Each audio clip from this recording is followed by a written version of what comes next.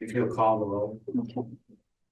Commissioner Arevalo, Commissioner Ayala, Present. Commissioner Burleson, Present. Commissioner Garber, Present. Commissioner Meeks, Present. Commissioner Rourke, Here. Commissioner Tomitis. Here. And I don't see anybody for the 30-minute citizen comment period. And nobody has signed up. Nobody's, okay. So, the meeting schedule, I know, this item was, we were trying to, keep on Thursdays, which is fine. I know we have at least two commissioners that have that city hall committee. Oh, you want the same thing?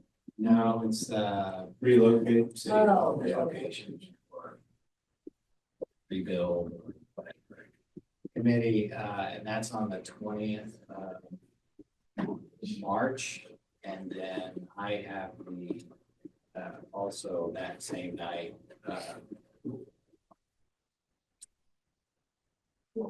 Parks. Some Parks committee. So wanting to see, do you think everybody could make maybe a Wednesday that week instead of? What can you?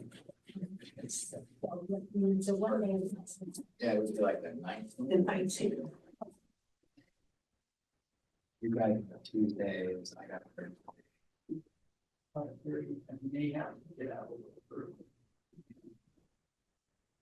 I think we can probably keep to Thursdays, but That's fine. So same time, 5:30 on Wednesday the 19th. yeah. Does that work? Yeah, we just thought it, sometimes it might have to change for, And will it be back at City Yeah. Hall? Hopefully, As long as we don't get kicked out for city council or something, Okay. yes, But you'll let us know. yes, ma'am. I'm sorry. Do you guys have more of these packs that you had from the last meeting?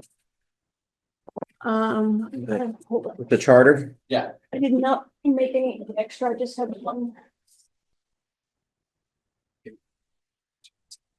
Hi. There, how are you? we just called. I the can- roll, so No. miss a whole lot. Give that to her. Okay. You have your charter from copy. I have this one. That's all online. I think that's all. So tonight we thought we would go start our section by section process. Just starting at the very beginning and just for people's schedule tonight, we talked about attempting to finish by around 7:30. Hard stop at 8 if we have to. The goal really was to get through 1 through 4, but if we don't. It's got to be depending on everybody's interests and issues. So, Pam, it's all right, I'll just go ahead and jump into one-on-one. Yes, You wanna sir. join us in here, feel right with you? You can do that.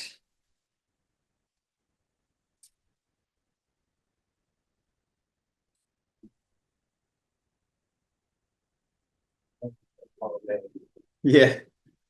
I agree. Sent us a couple of messages about, I was gonna talk about those tonight as Yes. past business. Absolutely. Same, I know we all got the email, I just was wondering if that was on there as far as just.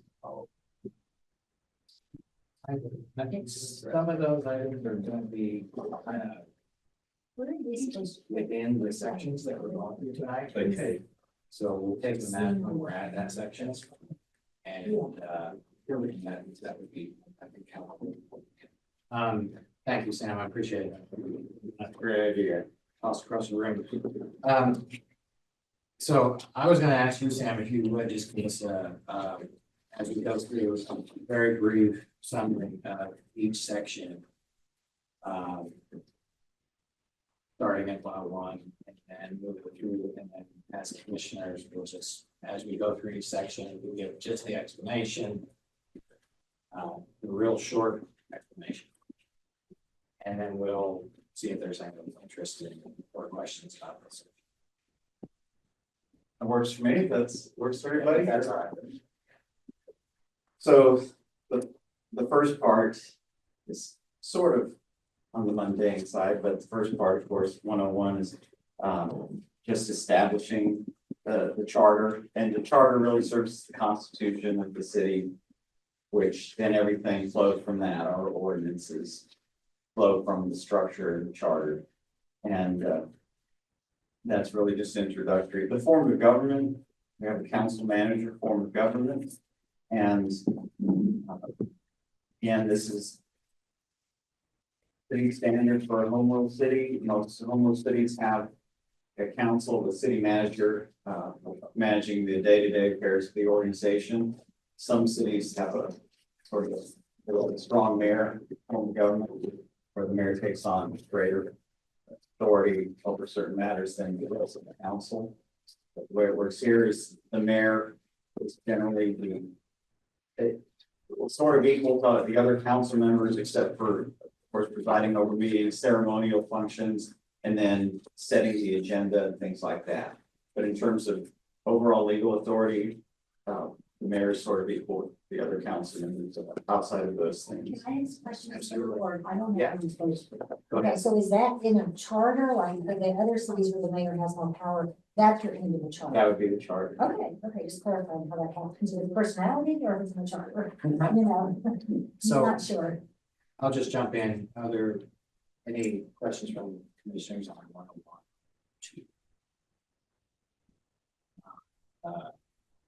Just skip to one. Really sort of preamble type statements.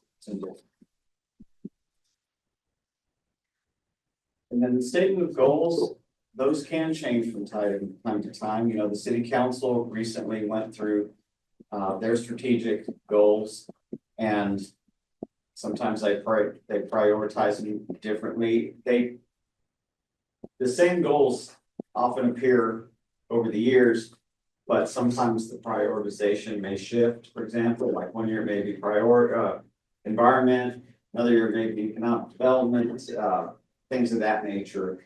So again, here I don't see that they're necessarily ranked in any order of priority.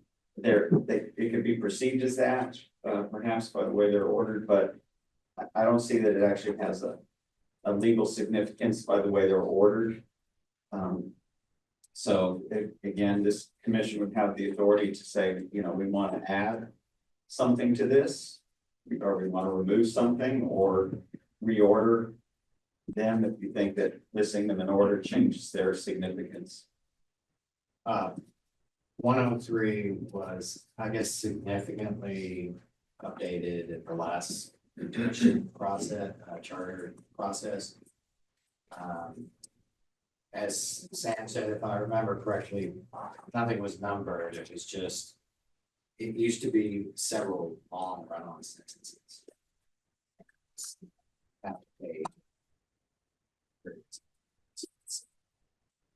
One of the commissioners kind of took a lot of that and just kind of broke it down into these bullet point headings. So for readability, and there were a few wording changes, but it's certainly something that if any of the commissioners want to amend any of the wording, that's a possibility. We don't have to do it tonight. If you want to read through it, talk about it in another night, that's fine too. So.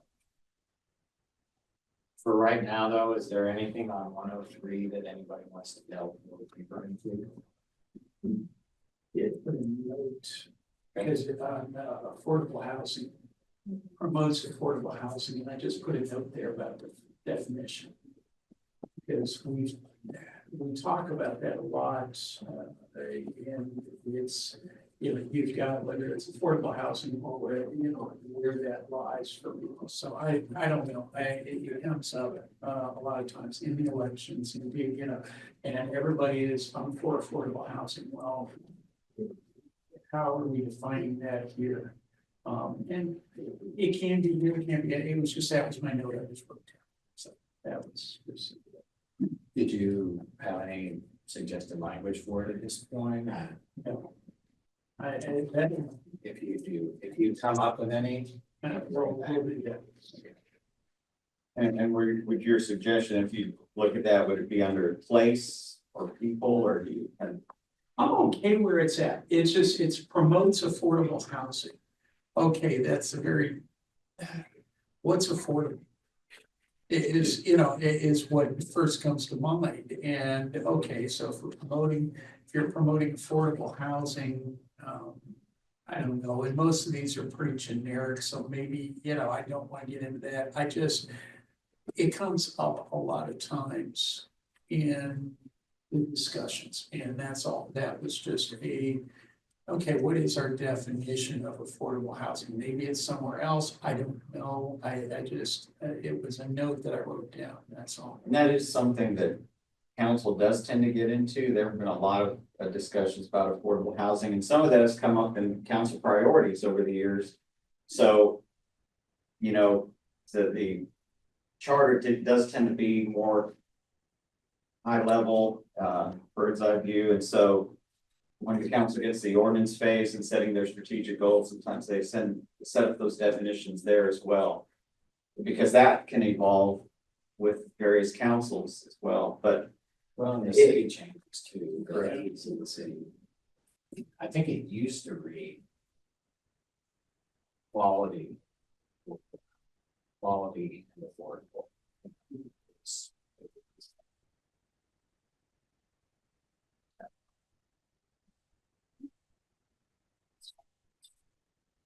I haven't read it since, but. Well, I want to say, I think the same thing. I agree with what you have said. I also think that one might govern that, a community that respects and preserves our history, historical structures, and culture.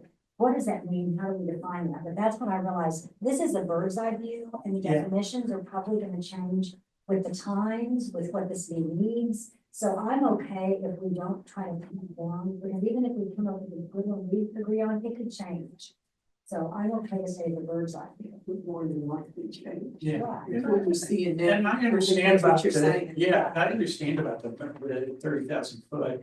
I guess part of this was, is there definition somewhere that, you know, that we go off of that, you know, whether it is a standard city across all the cities, there's some standard for definitions, or is this just a very vague thing that, as you said, maybe city council defines this later on?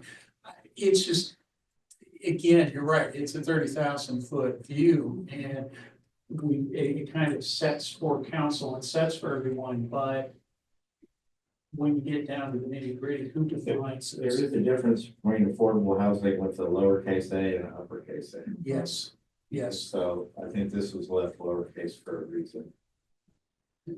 again, yeah, there's a difference between those. Is there a definition? Is there something there? For the capital A, yes. Yeah. But lowercase, yeah, that's fine. Okay, what is it? I'm not sure. It has to do with income, relative to average income. It's a formula. Yeah, it was the same challenge. The 30,000 foot, how much do you drill down and, but. It's very vague, affordable housing, is very vague, it means different things to different people, some people love it and some people don't love it, so it's. Especially in San Marcos. I just have a question about the affordable housing. Does San Marcos go by what is set by Austin, or does it go by its own city? So what affordable housing? My understanding is that we fall within their MSA, Metropolitan Statistical Area, for determining affordability based on, you know, median income and all that. I should probably verify the planning department, we do, but I believe, you've come across that over the years, yeah. We're in the Austin MSA and the numbers are much higher, obviously, than reality here. For what is our median income. So should that be further defined to just San Marcos? Like, I don't know if that is like just for San Marcos, but So Because, you know, John said. Whatever is going on in Austin doesn't really apply here because it's much lower. here. Well, I guess when it comes to all the federal programs, that's where we're in a bind because we're bound by these federal definitions. But for other purposes, things that don't involve federal funding and HUD, it will really be up to the community to decide what their version of affordable housing is. And I think you definitely could, if you wanted to add some language to it, affordable housing that's relative to the, you know, the city of San Marcos or however you thought might be a 30,000-foot view, but more targeted towards our situation. I would like that if it had language. with that. Or So, specific. I might, Maybe we just come back. Yeah. You know, we'll come back and, I'll mark it down, you know, put something there. I revisit. think that's good. That's a good idea, just to make sure that this is ours, this is for San Marcos. Yeah, because definitely people are not making the same amount of money that. Right. No, that's just their job. And you and I are on the same thought pattern there. Yeah, I just, when I was reading this, it was because it has come up so many different times. Okay, so I've got it to come back to revisit. Next time, at the next meeting, bring some language Okay. that you think might work, and then we can respect it if we can. And these are goals, right? So again, Yeah. it's not that you're binding council somehow. I mean, it's a goal that you want affordable housing based on what we believe to be affordable housing. But I think within that, the councils over the years would have some latitude based on what their constituents want, and through elections, you know, will shape that. Might be something as simple as to say, promotes affordable housing to accommodate all income levels of the San Marcos population. No, now that I know that we don't have any definitions that we're going off of, okay, then now let me kind of think about that. We'll come back and gives us some kind of latitude. Thank you. And that can be, as we go through this with anything, but if you have an idea of a proposed amendment or tweaking something, think of the language that you'd like to see, at least as a jumping off point. So can you go to 201, please? Sir. So in Texas, home rule cities have historically, I'm sorry, 201 talks about San Marcos being a home rule city. And in Texas, you have general law cities and home rule cities. Home rule cities have the greatest latitude. Y'all are familiar with counties, the state grants powers to the counties that are very prescriptive. You can only do this, this, this, and this. And it's similar with general law cities, but a home rule city in Texas is allowed to do anything essentially that the legislature does not prohibit them from doing, and also where the legislature does not prohibit it with unmistakable clarity, right? So now this is evolving. Recent legislation, the last few years, the legislature is with unmistakable clarity is saying you may not, you shall not do certain things. And that's becoming more and more common, but historically, the legislature doesn't prohibit it. We can do any number of things as a home rule city. And so that's an important power to have. Yeah, I'm not sure as much, just on that, as we go through these. Last time we had 7 or 8 requirements from legislation at the legislature that had to be adjusted in our charter. Will you be bringing those as we go through each section? yes, sir. When they apply? Yes, sir. Okay. I can do that. So again, that one, I'm not sure there's a whole lot to do there because it's basically saying as a home rule municipality, as is allowed by the state constitution, we're going to exercise all the powers that the home rule city can unless otherwise limited by the legislature. And then 2.02, eminent domain. This is tricky because that's a sensitive subject, but we need to indicate in our state law allows us to use the power of eminent domain.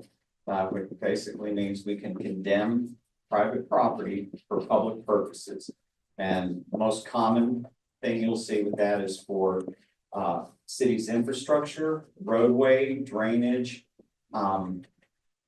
easements for different utilities, power lines. And, you know, those ones in San Marcos, we most frequently have used it, at least in my experience, for drainage and flood related issues.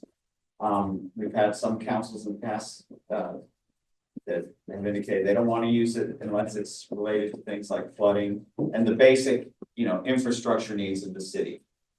Just so you're aware, typically a city can actually use power of eminent domain even for things like, say, the new library, public purpose, for a park, things of that nature, fire station, police station. Does it But you require rarely court see that. Does it require court action or? So how eminent domain works is it doesn't necessarily require court action, but the legislature, state law sets up a very specific process. And it's, first of all, the Constitution requires that you pay just compensation for property that you take. And that's always, if you know anything about appraisals, two different appraisers can have completely different values, but nonetheless, you go through a process.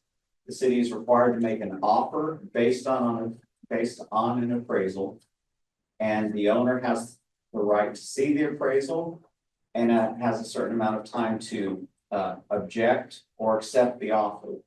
The offer isn't accepted within a certain time frame. The city has the right to then file a proceeding in county court to have a panel of special commissioners appointed. And these three people will have a hearing to determine the value of the property. So that there's a couple of things that have to be established for eminent domain. One, it's public purpose, and two, you're paying just compensation. So there's a whole process for that. And boy, these things can go all the way up, you know, to the Texas Supreme Court. So if people, either the city or the owner doesn't like the decision of the panel of citizens, then they can appeal county court, and then from there they can go up the ladder, right? And are they appealing the price or the taking? Sometimes both, but typically, because eminent domain lawyers know that cities have the right to condemn for public purposes, most often they are only contesting it for the value. Because they know that we have the power to use that, to use eminent domain for public purposes.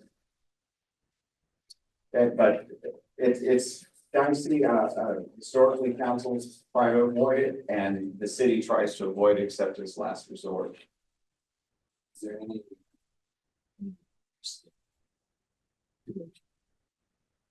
It's pretty, like you say, relating to state law, a lot of it. I will say, What'd you have? I had yogurt and I had a hamburger. You know, you have to have a hamburger. city ever comes to you for eminent domain for a slice of your land, you're in for, hold out, because you're in for a big payday. They say that, I've heard the joke. Seriously. I've heard the joke that the highest and best value for your land is eminent domain. That's right. But the other thing too, just to make clear, and there's some wording in this in subsection B, is you can't use eminent domain to acquire land for the benefit of a private party. Now, there were some Supreme Court cases on that, US Supreme Court cases, and again, it's public purpose. If you can't do it just for some economic development deal, so you can buy the land and give it to, you know, some company to build their corporate headquarters. So, and that's pretty clear. Okay, 2 minutes.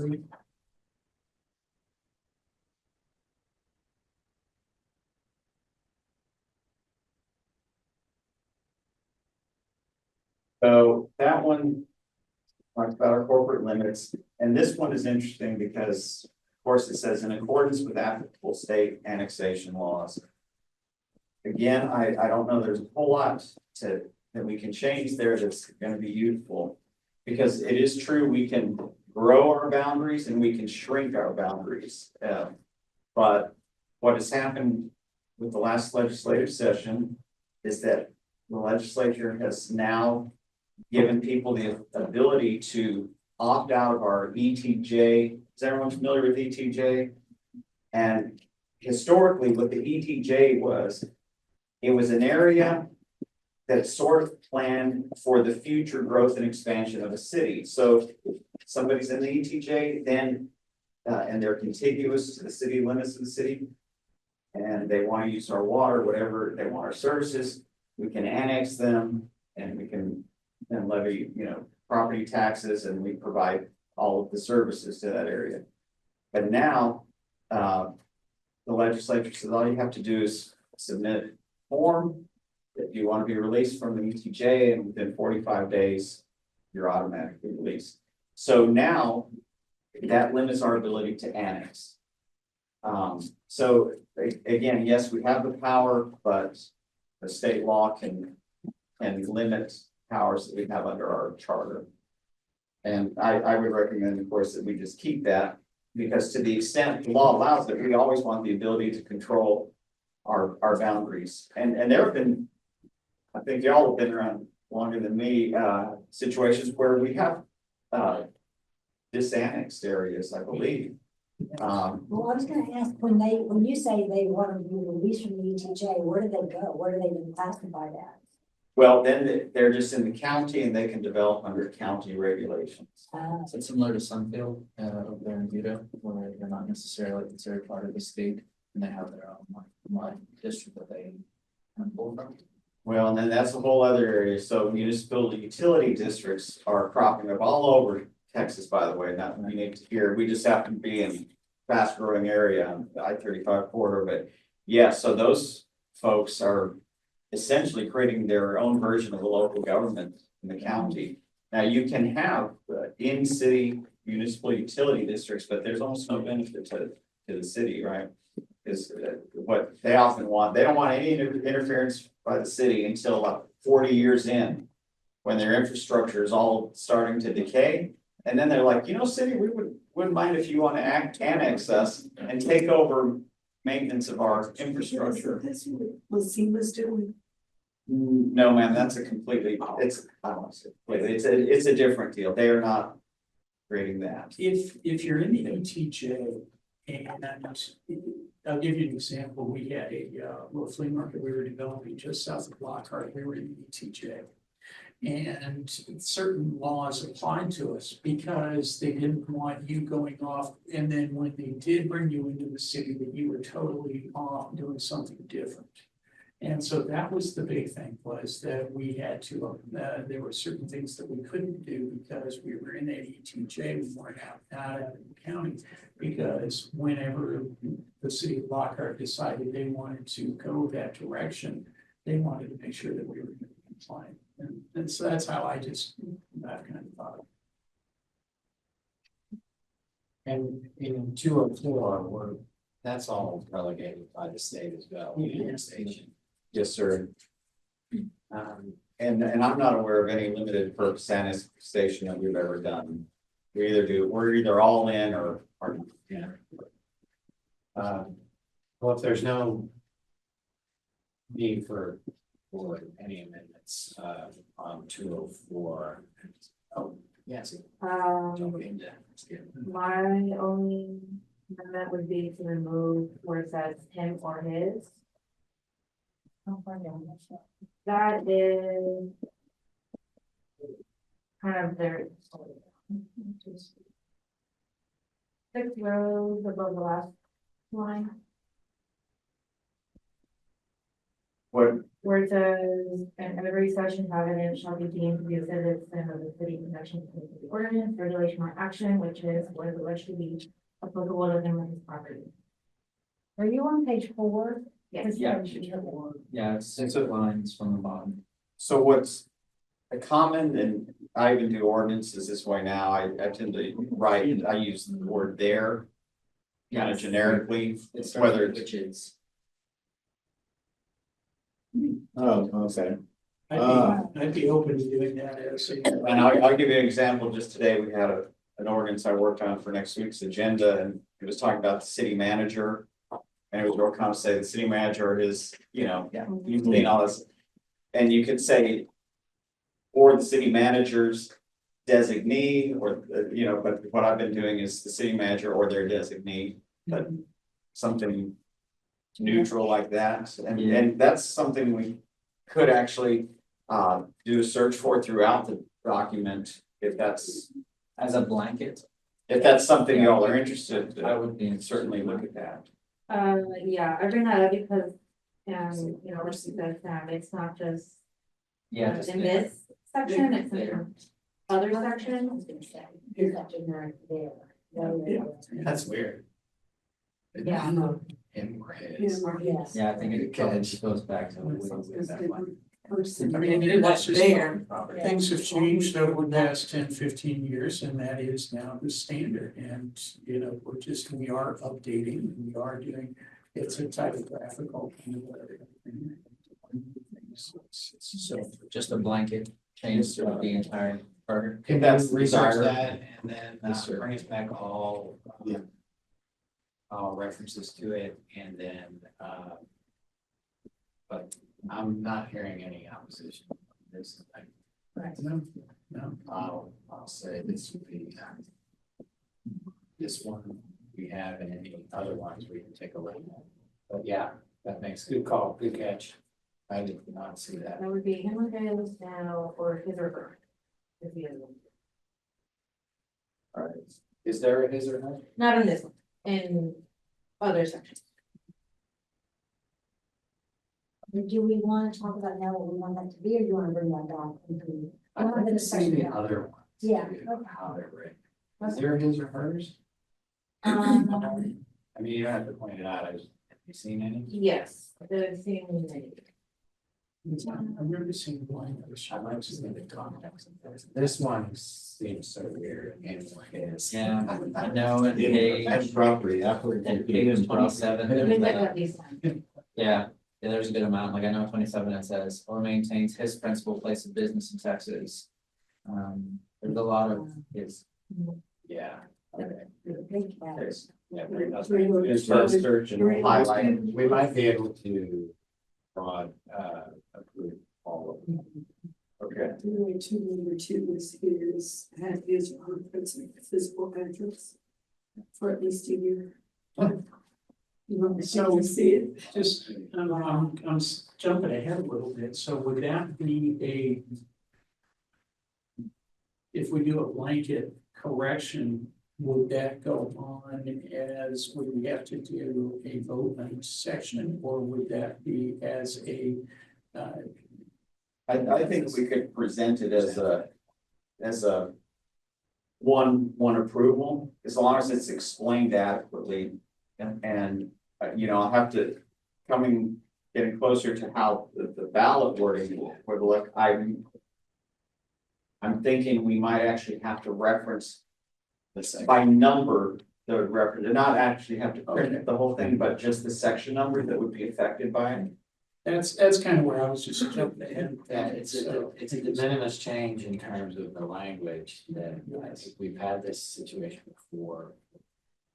Where one particular issue was in multiple sections and the valid language was one item, yea or nay for the public. But it referenced several different sections. So, yeah. Okay. Do you want me to point them out by section? Because I already kind of did it on my own. It'd be good to give it to you, right? I mean, If you want to share with the group, or you can also send me an Yeah, email, we and I can can compile it and see it. put it together for the next packet, so everybody has, that'd be great. Look at each one. Yeah. You can email the whole thing, we just can, just email it to me. Okay. So we don't have risk of, you know, communication among board members, then I'll share with the group. There you go. Okay, thank you for that, Nancy. So why don't we start on some juicy ones, start at 301. think 301, pretty clear, we have 7 council members. B, 301B, this is the one we did touch upon already, the council actually, I'm going to. Yes, I believe, at large versus single member districts and then of course the terms, so we sort of addressed that last time. Yeah, let me just jump in on that, because we did have lengthy conversation on single member districts. Not in the context of this section, but just in general. And we also had a couple of conversations about time. I don't know what you want to call it, cooling off period in between terms. And so I know that was brought up, that it was 2 years. I thought it was 1 year, but it was 2 years or so. Are you referring to if they've been on city council and they have like 2 years after their term is up to run? Yes. Yeah. Yes, so we talked about that, and we talked about single member districts, so.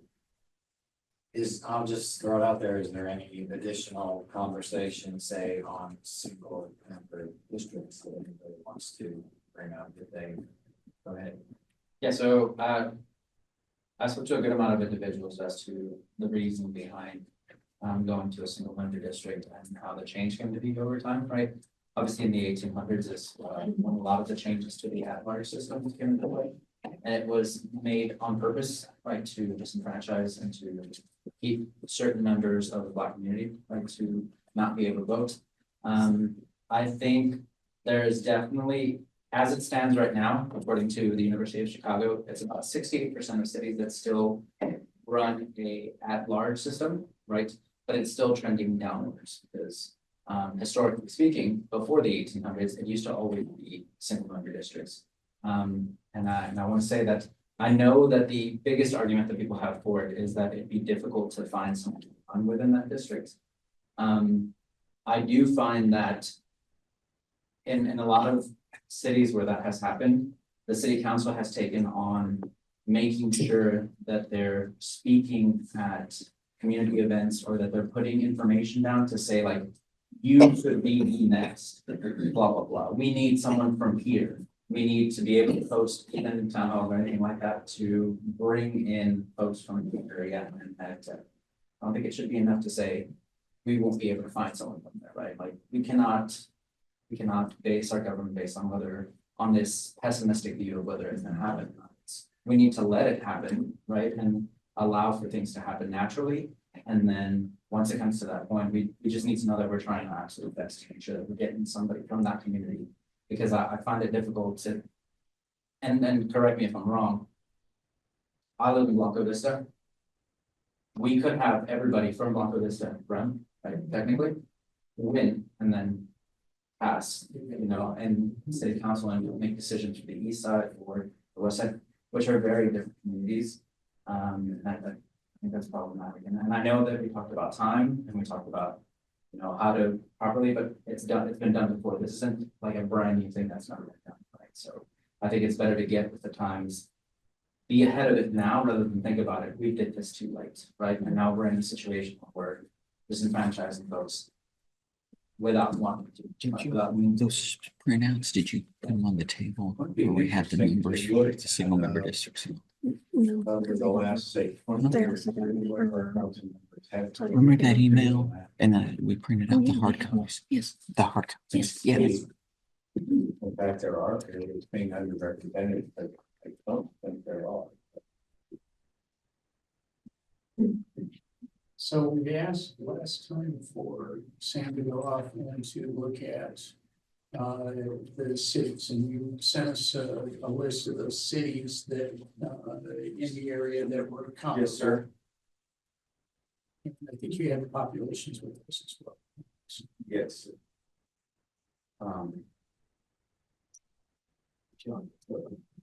Yeah, did y'all get the email?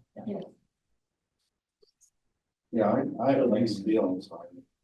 Argue either way. I guess, looking at that data from the cities, I mean, obviously, as you were saying, you know, we're a city at that level that we can do that with other cities who are doing that already with the single member districts. And then now Kyle is a hybrid, right? Kyle has some single member districts and then 2 at-large districts. Yes, right? sir, that's another variation on it. You know, which is something else we could look at, I guess. It's just that was the thought there. Sometimes, yes. I think most cities that do it are some sort of hybrid. Obviously, the mayor is at large, but most of them that I've seen, especially the smaller communities. It's-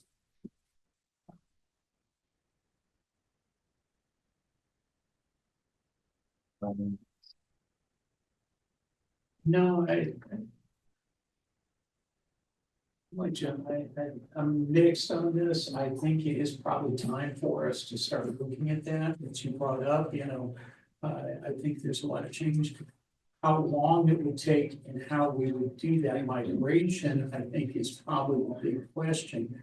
But maybe that's not for us to decide. Maybe it's just for us to say, this is the way we need to do this. I don't know. I guess that's it seems to me that we have, a lot of us are feeling towards, okay, you know, maybe we may want to go with the single districts.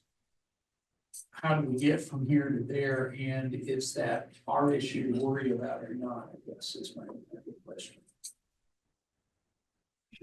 Well, we knew that in our last discussion, that this wasn't something that could just happen.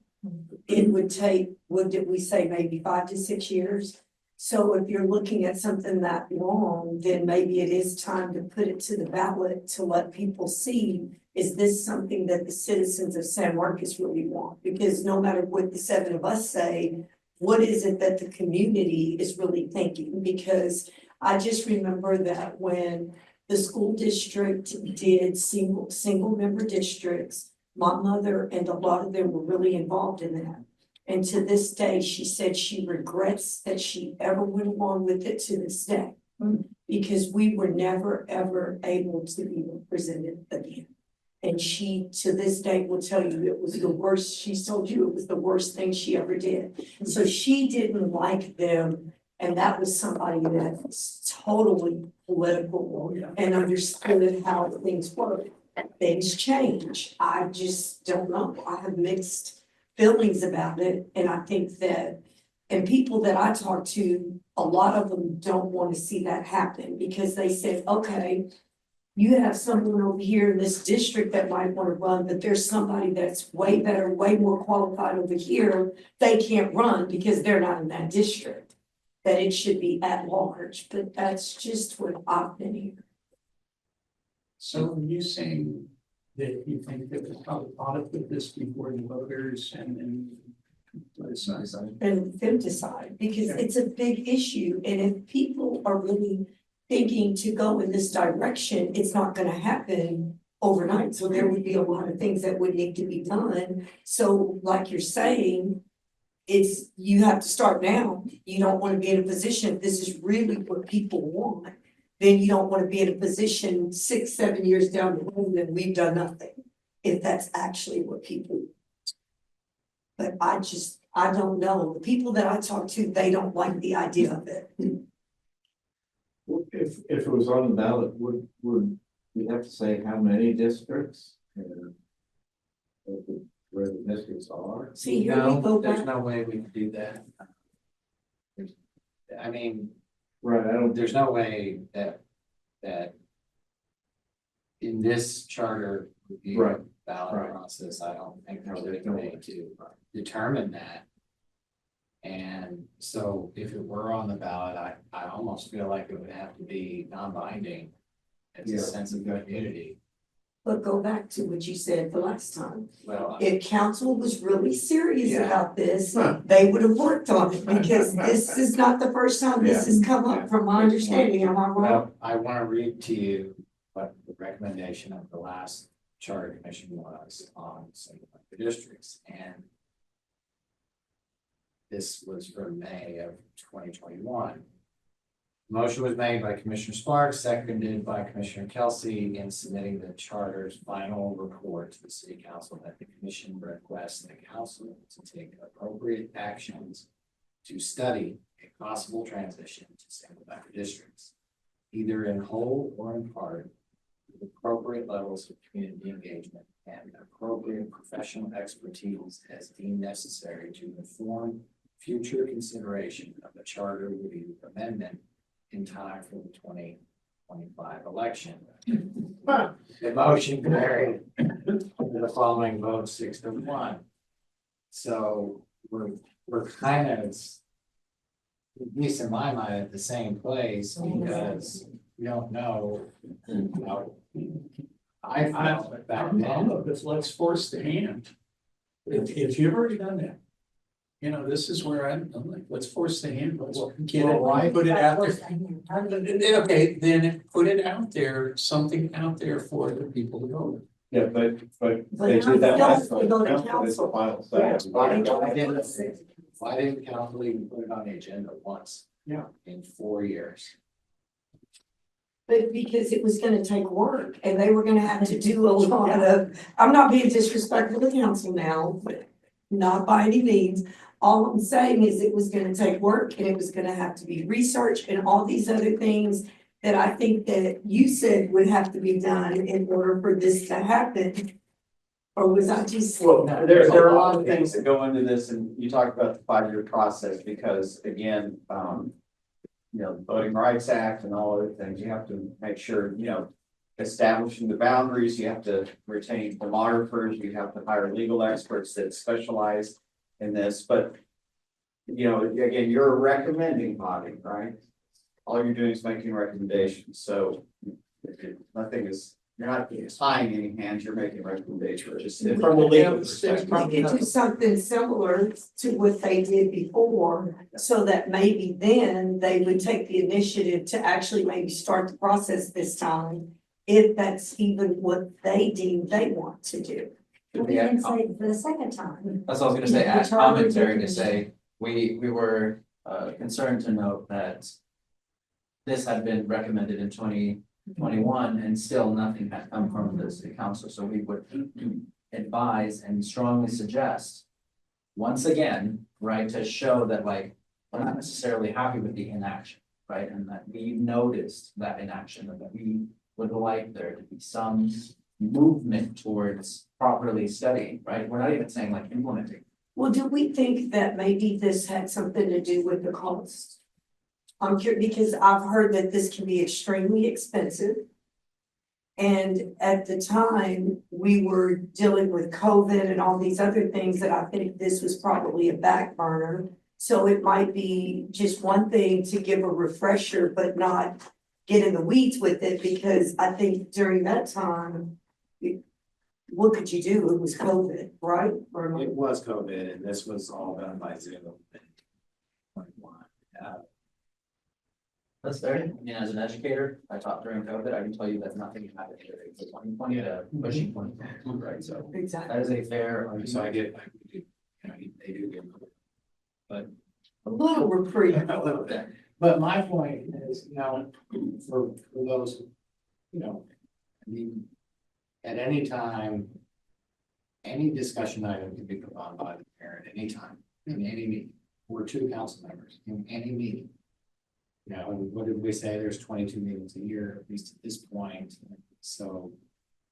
They had 44 chances in the last 2 years to do anything, even to have a discussion on it. And I don't know for a fact, but I don't think they had a discussion.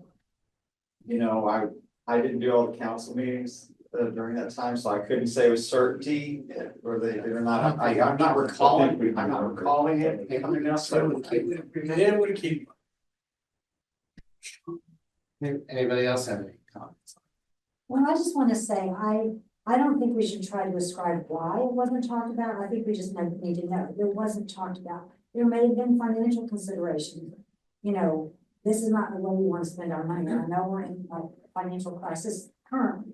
So I think we need to understand our job is to say, we do think this is important and we want to know what the people think. And that's all we can do, right? Even if people are for or against, the city then has to go and figure out how we're going to implement and how we're gonna pay for it and how long.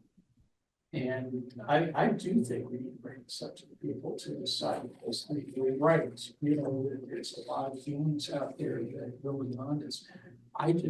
For me, I think it's time for us to have a discussion. So let me ask the question. How does, I mean, we're sitting here in a meeting talking about this issue. How does the public know how it works? When they go to vote, because they've never seen a conversation about it, they've never had there's never been a newspaper or article written about the council discussion, nothing. So how do they know? Whether they should vote? That's why it's not gonna happen. We can talk about this all day long and waste our time, but I'm gonna be perfectly honest, it's not gonna happen for a simple reason. That if they were going to do this, you'd have to have all the research, you'd have to be able to tell people, we're gonna have 7 districts, 6 districts. This is where the lines, you would have to do a whole lot of work on this and come prepared and go to each community like they do with everything else and say, this is how this would work, this is how this would affect you and this neighborhood, this would be your district. You would have to be able, because right now, if that was on a ballot, I wouldn't vote for it because I wouldn't know what I was voting. So I couldn't support something that I wouldn't even know. And I think that we have a lot of intelligent people. And I don't think either one of you would vote for something. And I only say that because I work with y'all more, but I don't think that you could vote for something that you didn't have the answers to. So it's gonna take a lot of education. We're saying we're all educated around this table. So I get what you're saying. If we would. We're talking about it, the community has no idea. An informed vote, it would take a lot. But even though we're talking about it here, we don't have any answers either. That's why I just don't, I mean, I think it's realistic to say, can we please start to consider this to maybe in the future be able to put it on a ballot to see what the people really think, but they have to have all of this information in order to do that. Yeah, and they're not bound to ballot initiative just every 4 years. They can put a ballot initiative for any election. I was just gonna, like, my concern was what you were saying, like, where is the education coming from and who's gonna be in charge of the education? Cause like what you were saying. Why would I go for something if I don't know what it's about, you know? That's. There are, and there were in the last charter process, some pretty strong opinions, in favor. There were some very strong opinions in opposition, along the lines of, right now, I have 7 people that represent me based on where I live. And I can go and talk to them and lobby them, for an issue that I'm passionate about versus one.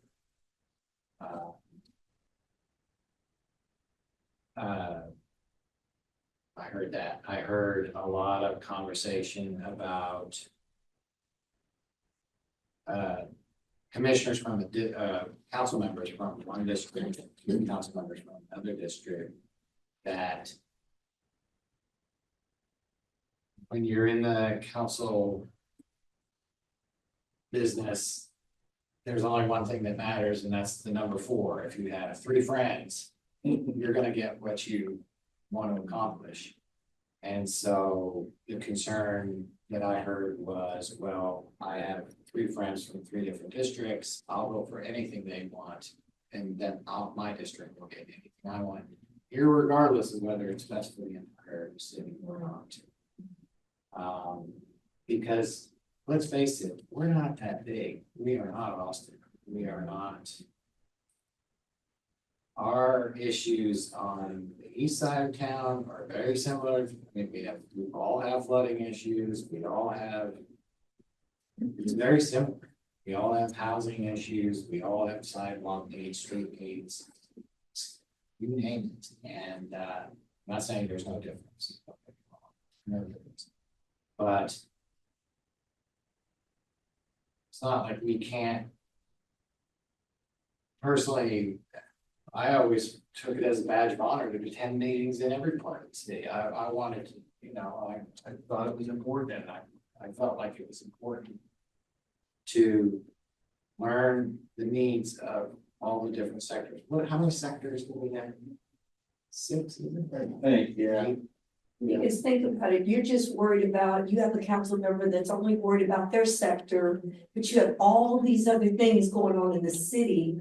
Like, we went to something at Kissing Tree, and I love Kissing Tree. That's all. But they sounded so privileged, like, we want, what are you gonna do this? And it was all about their community. Well, if you North are, they're in tourists, so they get what they want, but they get. But All I'm that like, could go right oh back my to them. God. And so then you start thinking, okay, we need people to fight for us for the things that we want. And we'll have their own council member, I guarantee you. Oh, I'll guarantee it, because they're who vote. And you gotta be careful about what you wish for, because then you're gonna start getting people and some of these, like you just made a statement that you could get 7 from your neighborhood. I'm sure Kissing Tree thinks they could get 7 from their neighborhood Or campus. or campus.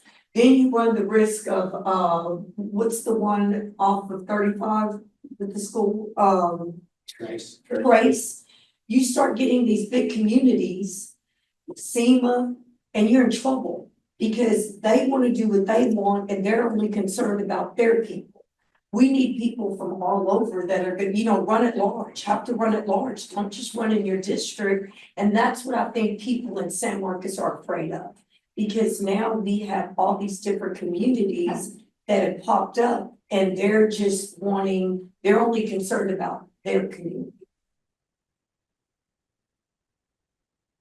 I see the point, right? I get that understanding of it, but I think that is the purpose of the single member district, right? It's for people to vie for their community specifically. We know, and maybe you might disagree or agree with, minorities, right, when they move into cities, and to be honest, not just minorities, they tend to live in enclaves, right? They tend to live around folks that are much like them and have the same socioeconomic status as them, right? So a lot of the times, and I'm saying this for the east side because I'm somebody who organizes out here in the county, and I find that on the east side is where people are least informed about what's happening with the city, have almost no voice within city council because they're not all business owners, right? And I'll find that the loudest voices for city council are business owners, people who are well off and have those connections already within the district. So you're right, that's a problem that can happen in our at-large system, being able to talk to 7 different city council members, right, and be able to lobby against them is currently the system, right? It's against the law too, isn't it? You can't lobby 7 council. When I say members, lobby, right? I mean. No, as but a that was citizen. said before, and I just want to make sure No, I that I thought it was that you could only talk to how many? I know we can't. You're kind of a separate issue, but you're talking high level. Yes, we have rules about individual council members talking to 70, but that's a little different than just citizens reaching out to the council members. But yeah, I get what but you're okay to have this discussion about it. But yeah, so what I'm saying is like business owners do have the time, the resources to speak to 7 council members on something that could affect them across the entire cities. There's a lot of communities out there that don't have it. And I think that's where it goes on to the city councilman in that district to have the community engagement, right? To build with that specific community. It is onto them to be able to speak about the issues that are affecting that community and say, I've looked into it, right? This is the way our community is going to be affected by it. Do you guys agree or disagree? How do you feel as a community so that I can be your voice on there? And there's no incentive for that at large. There is none. I think of where our council members right now, current council are from. It's pretty well scattered all over the city and has been for a while. And I don't. When was it that we had the big, it was 3 or 4 people were from Willow Creek? And that was back around in 2010. And there was a big question, you know, about, wow, Willow Creek has got all of these people on city council. They did it for a reason. Yeah. Do you not remember? Oh, And that's I- when they de-annexed Yeah. themselves. I understand, I'm just saying though, that there has been, with the given structure that we have, yes. we But have that had shows how- before. Yeah, that shows how that line could be a problem right there within itself. You had all these people I'm sorry, I elected. mean, but I remember Yeah. that was what I'm thinking of is in the history of it, I know that we have had that. And we talk about how like things run usually, but I find right with the way the legislature starts to like encroach on the things that we as a city, can do, right, and the things that the county does, right? There's a lot of outside groups that want to make sure that cities and counties are run in a very specific manner, and they recruit people after them, right? So as protection against that, that's how single member districts kind of would work, right? To be able to kind of insulate and say, okay, well, if you're gonna try to recruit someone from this community, right? It's gotta be from that community specifically. You're not gonna recruit someone from over here that has the time and the resources. And it's not to say, like, this is happening in even on school boards, right? Like, everyone always says that like, oh, we're not, there are vested interests to make sure that You bring up the school board, let's talk about our school board. it's amongst. Yeah, we just had, this is one of my biggest problems. We just had this month, 2 school board members, 3 school board members win an election because there was no opposition. So it was just, they canceled the elections, and that happened last year too. When Miguel Arredondo ran for mayor, lost. And got back on the school board because there was no opposition, so he didn't have to have an election to do so. And that's my biggest issue with right now, if you look at those numbers that he sent, in an even year election, between 17 and 25,000 people vote for a council member or mayor. So you can't tell me that that level of participation is worse than not having anybody even sign up to run other than the people that always do. Or have someone sit there and stake out the office to see is anyone else gonna go sign up. I That's get my sad, point that's is, what they do. if you have single member districts in some counties, you will have council members. And because there's a smaller voting group, you'll have very dismal number turnout. If it's anything like the school district, you'll have no elections at all, because you can't run against so-and-so because he or she or them have, they have the 500 votes they need to win. And they have 501 people, whereas now, you remember every election, you were shooting for 12, 15,000. If I get 14,001, I'll win. And I feel like 14,000 people who vote for a person. That person's likely more vetted, more, the positions are more well known. There are, I just feel like, you had to touch more people to get elected than you would if you were in the city. And that's my issue. I think that's a fair point. I have a question for you. Yes, sir. How much do city council members here in San Marcos get paid? You got an ordinance, I'll have to look at the ordinance, it's. How much do they get paid? $2 They're grand. wanting a raise. 18, they get paid 1,800 to 2,000 and they're wanting a raise. This was my subject. I've been wanting to bring this up. To put on there that I think that their salary should be voted on by the people. Because I was so dismayed that I had like 8 or 9 people call me and say, oh my God, did you see city council meeting? What happened? They said that they had city council members saying, well, like they're getting 1,800 now, and I think the mayor gets a couple hundred more or something like that. Don't quote me, Like but annually, they only get no, 18. a month. Oh, okay. But then they were wanting to double the salary because we have a few people that don't have a job right now. And they were quoted on camera as saying, this would change my life. Well, okay, come on now. We're in a financial crisis. People can't afford groceries. things are happening. Our council is not a salaried position, it's a stipend position. And I have a real problem with people wanting to turn it into a job when that was not what you ran for. But now you want to get elected and you want to double the salary, and I have a real problem with that without taking it to the voters. I just found it here, so it says compensation for each council member set at sum of $14.50 per month. And the mayor is $1,700 per month. Now, that's their compensation, which is salary, then they have budget for certain expenses, $625 per month. Which they also. Don't I get 500 for insurance too, or something like that? Well, and the problem is, you know, Unlimited travel. But hold on a second. No. Different it's supposed to section. happen. Yeah, that's what I was just gonna bring that up. We're getting there. We're in section 3. So we're getting- All right, so I guess what I was leading to at that point is, so two things were, you talked about the cool off period, right? After you get elected and you do your term, there should be a time after you're elected from where you have to hold back before you can run again, right? So that you can see your dividends as to what you've done as a mayor. I think you originally mentioned Rose for mayor. But it could be something that could be implemented as well for city council. I think it is. It is Two, okay, it's perfect. at 2 years now. Perfect, so the worry about, let's say, I don't wanna make names, but it's the only, what's up, right, like, I'm talking about me, I'm not going to those races. Runs, right, is someone who has the backing and has had the numbers, right? A situation like that would help alleviate that in that person will not be able to run again, they have to wait some time, right, those, you said 2 years? It's 2 years now. I wanted to ask anybody if there was any interest in changing that. To lower or to to higher. Alright, after 3 consecutive terms.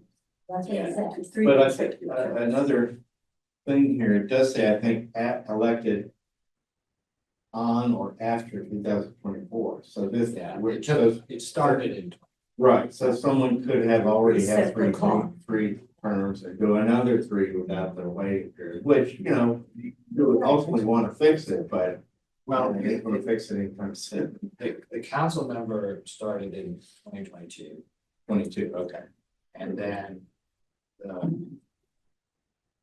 It says the person elected as mayor. Yeah. that's interesting. We didn't catch that. That's 8 more years. Well, because probably when they were doing it, you had to go on what odd year, whatever your. But the election was in 21, so we thought everything would start in 2022. Our recommendation was that starting in 2022. From that one on. Yeah, because there were no term limits until the last charter review process. And so the term limits were 3 consecutive 3-year terms for council and 4. We recommended 2 4-year terms, but it came out to be 4 2-year terms. When it was changed by the council. Well, And we recommended that they both start in 20. then if we are recommending though that for it to go to 4 years for the mayor, then that definitely would be something we would want to change here, right? Well, I bring up the 2 years and I'm fine if we leave it at 2 years. I don't know if they would change that. I don't know if they would. I thought 4 years was a really good. You're beyond your next election, you're beyond an election after that, and then it was like, okay. Add some time to Because we talked with the. do different things than serve on boards and commissions.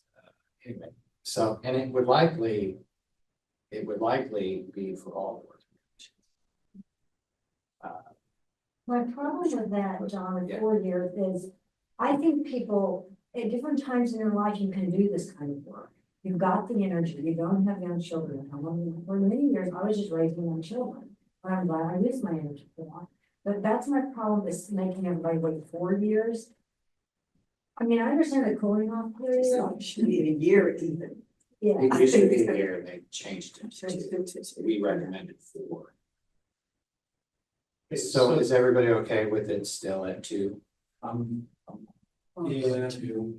Okay, so I thought last time we decided that we were saying that the mayor, we were going to go ahead and increase that to 4 years. Right. Well, That's the term. This is the time off. That's the between. right, okay, but here's where I was, okay, so I'm fine with the 2 years after serving 4 consecutive terms in that position. Well, it'd be Because- it'd be for mayor, it'd be 2 consecutive Exactly, terms of 4. exactly, that's what I'm saying, is that there's a change there to. Yes. I'm okay with the 2 years, I'm just, let's Yes. cut that down to 2. Okay, but right now, the mayor is only in for 2 years at a time, correct? Yeah. Correct.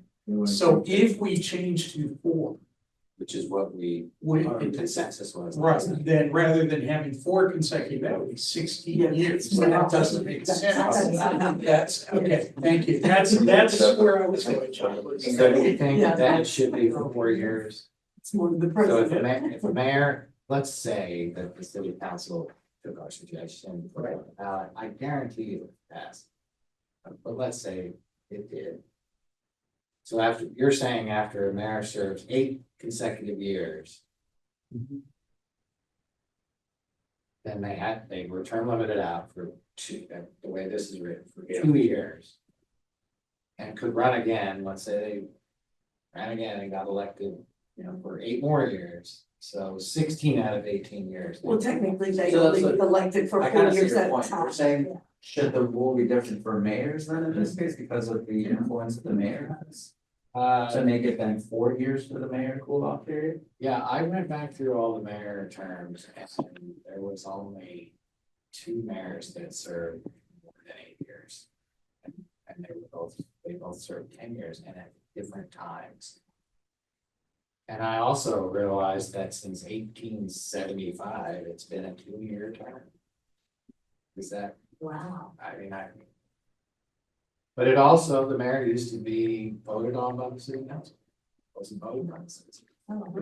To me, 2 seems just too short. But you don't have enough time there. You don't have time to do. So we could say, because I know our consensus last time said 3-year term to remain for city council. We didn't talk about term limits, we already have them, 3 consecutive terms, 9 years.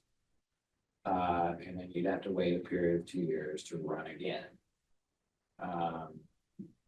I still say if you have the mayor that serves 8 years, they should sit off 4 years. I'll take 2, but that's. I'm okay with 4 for the mayor. I think that's a long enough window to truly see where everything's made, get a clue. And then. Yeah, I can go with that. What do you think? I'm okay. I mean, I think 8 years, you have had a lot of time to get things done. And they're probably wanting a break, Well, and that's just assuming that they would win 2 elections. Yeah. That's true, that's true. So see, It has happened. so you can do, but it could happen, but I'm just saying, that's just assuming, because see, now you have the mayor in there for 2 years. They're coming in, maybe if someone else was in office trying to do whatever they felt the other person did wrong, they really hadn't been in there. It's easier to get elected in 2-year terms than I think it would be in a 4-year term, because now it's all I know, you. you know where you're getting. Whatever happened, that's your 4 years, that's all you. Well, and I think it's this straight. So if the mayor, somebody got elected, the mayor served a 2-year term, ran again but didn't get elected, so they're out for 2 years, they could technically run again for another 2, like, they could do it for 8 years. Yeah. So question, so what you're saying is for the mayor to serve a period of 4 years for 2 consecutive terms and then have a 4-year cooling period? Yeah, that's what we had the 2 4-year terms was our suggestion last meeting. And it sounds to me like there's a cooling off period of 4 years. 12 years in a row. Okay. So what we'll do at the end, and Sam and I talked about this, is since everything's kind of been by consensus and agreement at this point, we will have some formal votes on all these things prior to Sam taking them and then writing them officially the way they would appear on a ballot, and then we'll bring it back to us again to approve that language. So for now. Right, so we become closer to the end. Yeah. And we'll review everything that we think you all have at least 4 supportive along the way. And then you can vote on them one by one, just to make sure that's still where y'all stand. So we'll mark that down for now. And So where did we end up on single? So that's one thing. Sorry, I'm a I know, I know, these are finish two different paths, but what I was gonna say relating to, because you talked about, school district. I think you'll find that there's only like one other really sleepy race that people don't know about. It's that I ran for, which is PDC Board of Directors. Above that would be school board, right? So like, school board would be just above that, right? But it does not compare to the level of engagement that a city race has, in my opinion. Because a lot of folks that you meet out there don't even know any of the school boards in existence, right? There's a governing body of humans that are not getting paid, right? To get that stuff done, and especially in a race like that where people don't get paid. People are less likely to run, because when I first found out about the PC Board of Directors, I was like, that's a job I'd be very interested in. And then it came with a $3,000 stipend, and I said, okay, that would really be more plausible for me to be able to do this job, because I could have just a normal $40,000 a month paying job that I could do my 40 hours in, and then dedicate all this time. And then I'd have to make like 3 meetings, right? But there's work that goes behind the scenes. But was Same thing those with. single member districts, or I can't They remember, were or something about it? Yeah, I thought they were single. that's hard because PDC spreads so across the whole country. It's the largest cooperative in the US. But Remember the numbers in the meeting? Right. it's like, I will tell you, it was about 111,000 different members that could vote on that race. And 5,600 and change voted on that race, right? And this is a race that can be voted on by phone, right? The easiest possible race you can vote on. And still people didn't. It's a race that could have gotten you money, right? There's an incentive, like if you vote, you get a chance to. We remember the incentive. Well, but I think their problem is a lot of people like me, if you pay online and you just, or if it's automatic draft, then you're not going online, you're not seeing the things they're posting. And they don't really do enough with that. I think what they're lacking is a little bit of advertisement, but I mean, there were Facebook messages, there were Instagram messages, there were social media, right? But what I'm saying is for us to fear what happens within a school board versus a citywide race, I think they're a little bit. I get your point, and I know that there's pros and cons to this, so let's try to land this plane a little bit. Yeah. One plane at a time. So, what does the commission want to do about single member districts in the form of a recommendation to council? How do we want to? What do we want our recommendation to say? And So just for purposes of let's drill down just a little closer. Yes, maybe yes, single member districts, and yes on the ballot, or no on the ballot. Well, and then also adding the recommendations. I think is the third option here is the recommendations from the previous commission. And because I think everyone here was shaking their heads that yes, there was inaction, this was a follow-up. So I do think, John, that is an option for us to go and take. And then to say yes or no, we feel this way, but we do feel the council needs to make this. So what is your recommendation? Okay, my recommendation is that I would like to see something on the ballot to get a feel for people to whether they want single member or not. I hear everyone else about that, about the information. But I think that would then give council and for the city manager to be looking at the money that we're going to need to spend on this going forward, either it's out there for the public or it's not. But given the recommendations from last time, council needs to move this. Well, but the thing is, council doesn't need to move on it if they don't want to. If they don't want to, very good point, We're very just good. advisory. We're recommending for it, so. I'm just wondering if you, because I know the recommendation from the last one was it to put it on the ballot? I'm thinking maybe we should back up with let's mention it to council and say, we would like it if council would start the conversation on the public, because that's what it needs to be. It needs to be education based. We don't want people going to the polls and voting on something they have no idea about. So maybe we don't even recommend we put it on the ballot. Maybe since we've all said it's gonna take years to get it there, we just recommend that council begins the process of having a Study. conversation. I like that. With the public. That's what I'm saying, you have to start the process in order for people to know what's happening. And then at some point later, once you get all the facts and the information, if they decide that that's something good for San Marcos, then you put it to the voters. But until we try to nudge them to at least start the process, no matter what we say here, it's not gonna happen because they have to start the process. So, A recommendation for them to just start the process to see if it's something that works for San Marcos, But like define the explore, process. like start to No, explore. but you've got to define the process. Now, what I'm saying is, I think we should use the word conversation, start a conversation with the public. I don't know who this would go to, it's the hall, I mean, it's not gonna do this, who's gonna do this? Well, consultants, when you get in the realm of single member districts, that's when you bring in experts who've done this all over the place, and that involves lawyers and demographers and all the And people money. that are involved in that. But that's how it usually starts, with some sort of It's just not consultants. paying to hire. So Pardon me, to your yes to, single member or yes or no when I say that? Is that the two choices that you want? I've heard three. I've heard yes. I've heard yes on the ballot. I've heard education process. And Jen. Yes, yeah.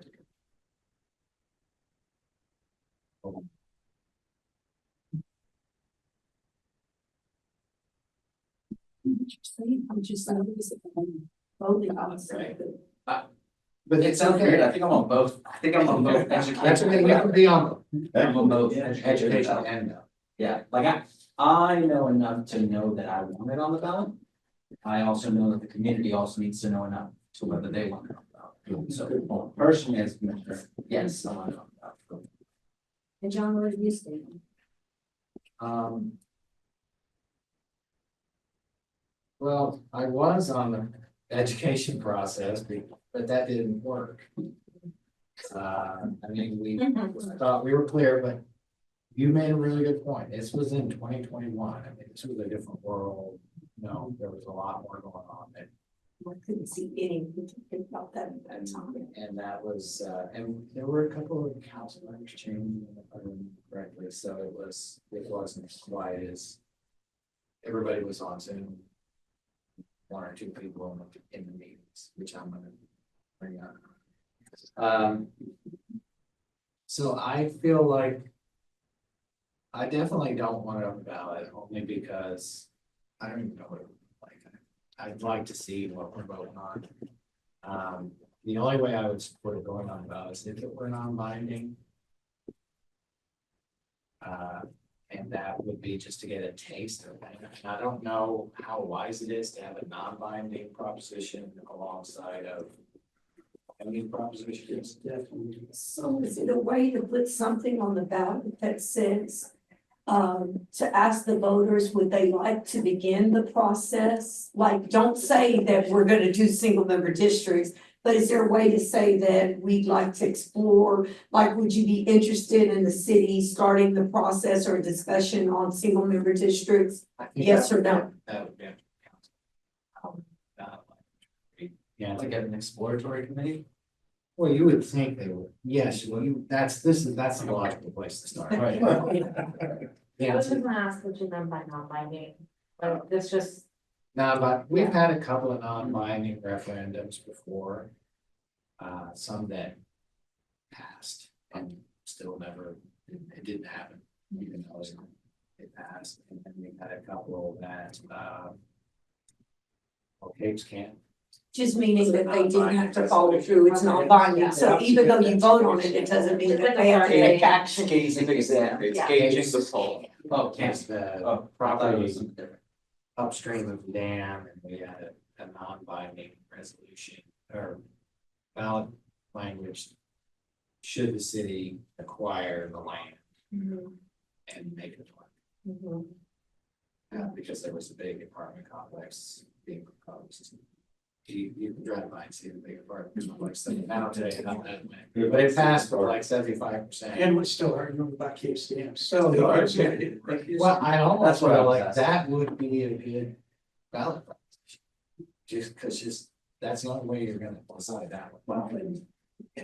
So, Yeah. So I don't know if that answers your question on the squishy middle, but you know, I feel like it should be, I still feel like they should start the process. In We fairness, can say that. but in fairness to the citizens who, we're even asking definition questions in here.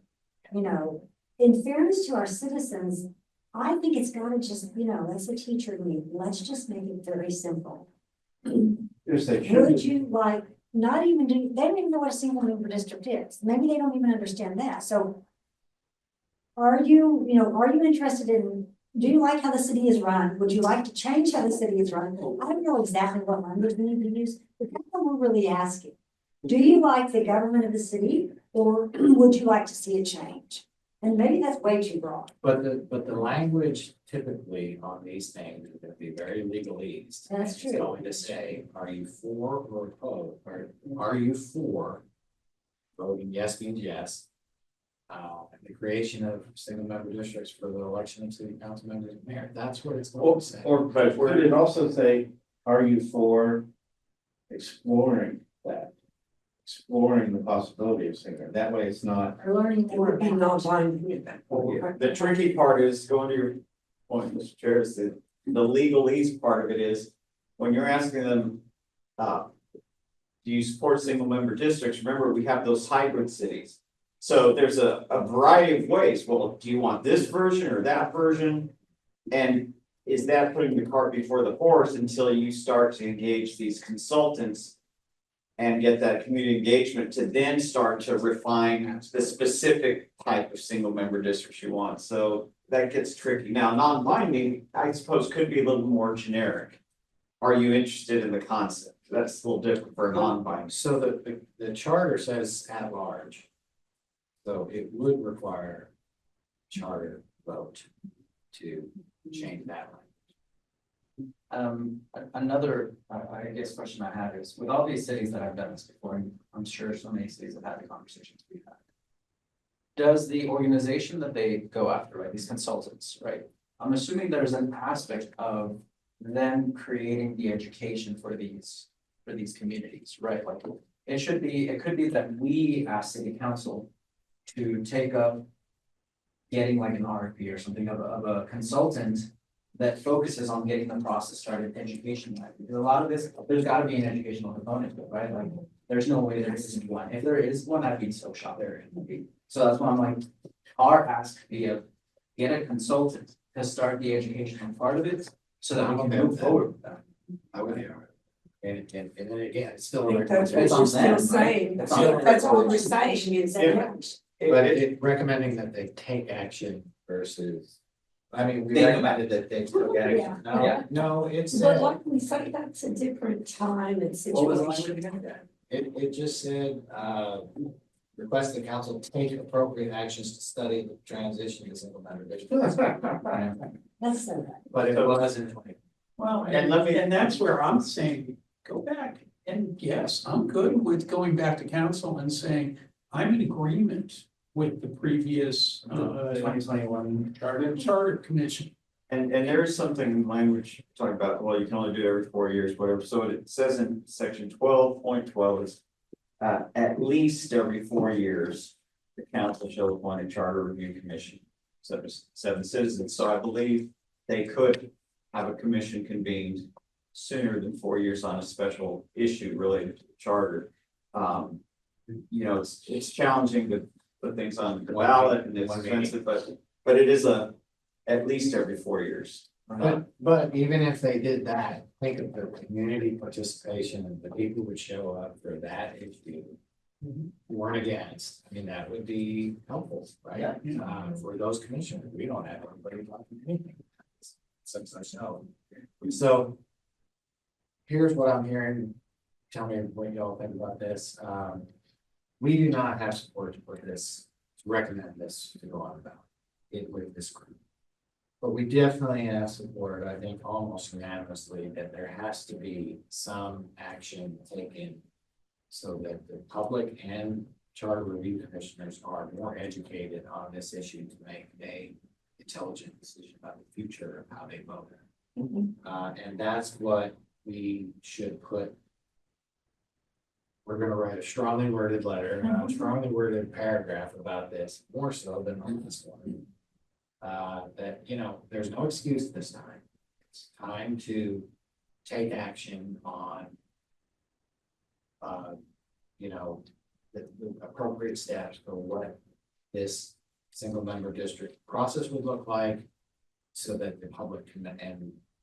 You know, Well, just the public education, to start a discussion with the public about the possible move to single member districts. If you could, and anybody else start to word something with that. I'm not sure. We will come back for a final vote on that. But we're not gonna talk about single member districts, we should not do it. And just a reminder, you know, the language you read from is from your first packet. I think we gave you all a copy of the report. So it is in there. So you have some base language to start with if you want to explore that, but from your last commission. Do you have, like, I know that all the folks that were here during the first meeting have a packet, do you have? I know I wasn't here during that meeting, do you have? You weren't that packet? physically, he was Oh, a physical here. Yeah, like the physical. From the last one? Yeah, Here you go. like the full, cause I know I've got the charter, right, but I don't have, yeah, yes, somebody. You can take that one, y'all can make it. John, I would also add in from my perspective here is there's a cost to the city. There's a cost to be looking at, you know, right now with our budgets the way they are. You know, we talked about, you know, maybe we didn't have the money during COVID. It's the same thing is that the city needs to be looking at this about what is going to take for consultants, for the length of time. I don't know. Those are some things there, you know. I think we can encapsulate something. But thank you. That's Really. We don't keep talking about this and you guys don't give us any assistance or any education. Let's just have a conversation about it. Say, this is totally what we're against and we're not gonna do it. And then at least No excuses this time, but my guess is. think that would go And they won't even give an excuse. Well, and I've never met a firm that they didn't want to pay to hire for anything, let alone something that's important. so we get the consultants, we go out there, we educate people, and then it just falls flat because we don't do. First, they gotta come up with the money, make money. really. And that's why I was saying, that was the wording, and I wanted something in there. And they keep. Yeah, and exactly, that was the whole thing, is that, yeah, okay, we're going to be educated, we fine. And honestly, you guys, that's, you know, I'm all for this, but I do think the money is gonna be the issue. Because they're cutting the mental health budget. I'd rather they put some of the money toward the mental health budget that they slashed, instead of putting it toward this. You know, those are people in real time who need help. So it may come back down to the budget. And that's what I'm talking about. I think in the past, there were so many businesses going out of business. People didn't have jobs, COVID, everything was uncertain. So who in their right mind would have voted to start a procedure like this with all this money when your citizens are hurting and you're trying to help your community? That was my thing. So now I don't know what the situation is. I know that our budget doesn't look great, but I mean, all we can do is recommend again. Yeah, and I have talked to a couple of council members that I think are gonna really push this, outside of the, you know, they're the same page we are, you know, it's like, we need to educate our public so that we can have a vote that means something. That's an educated vote by our public, so I know it's gonna be, this time is going to be, I know it's approached differently. I know three that feel like, yeah.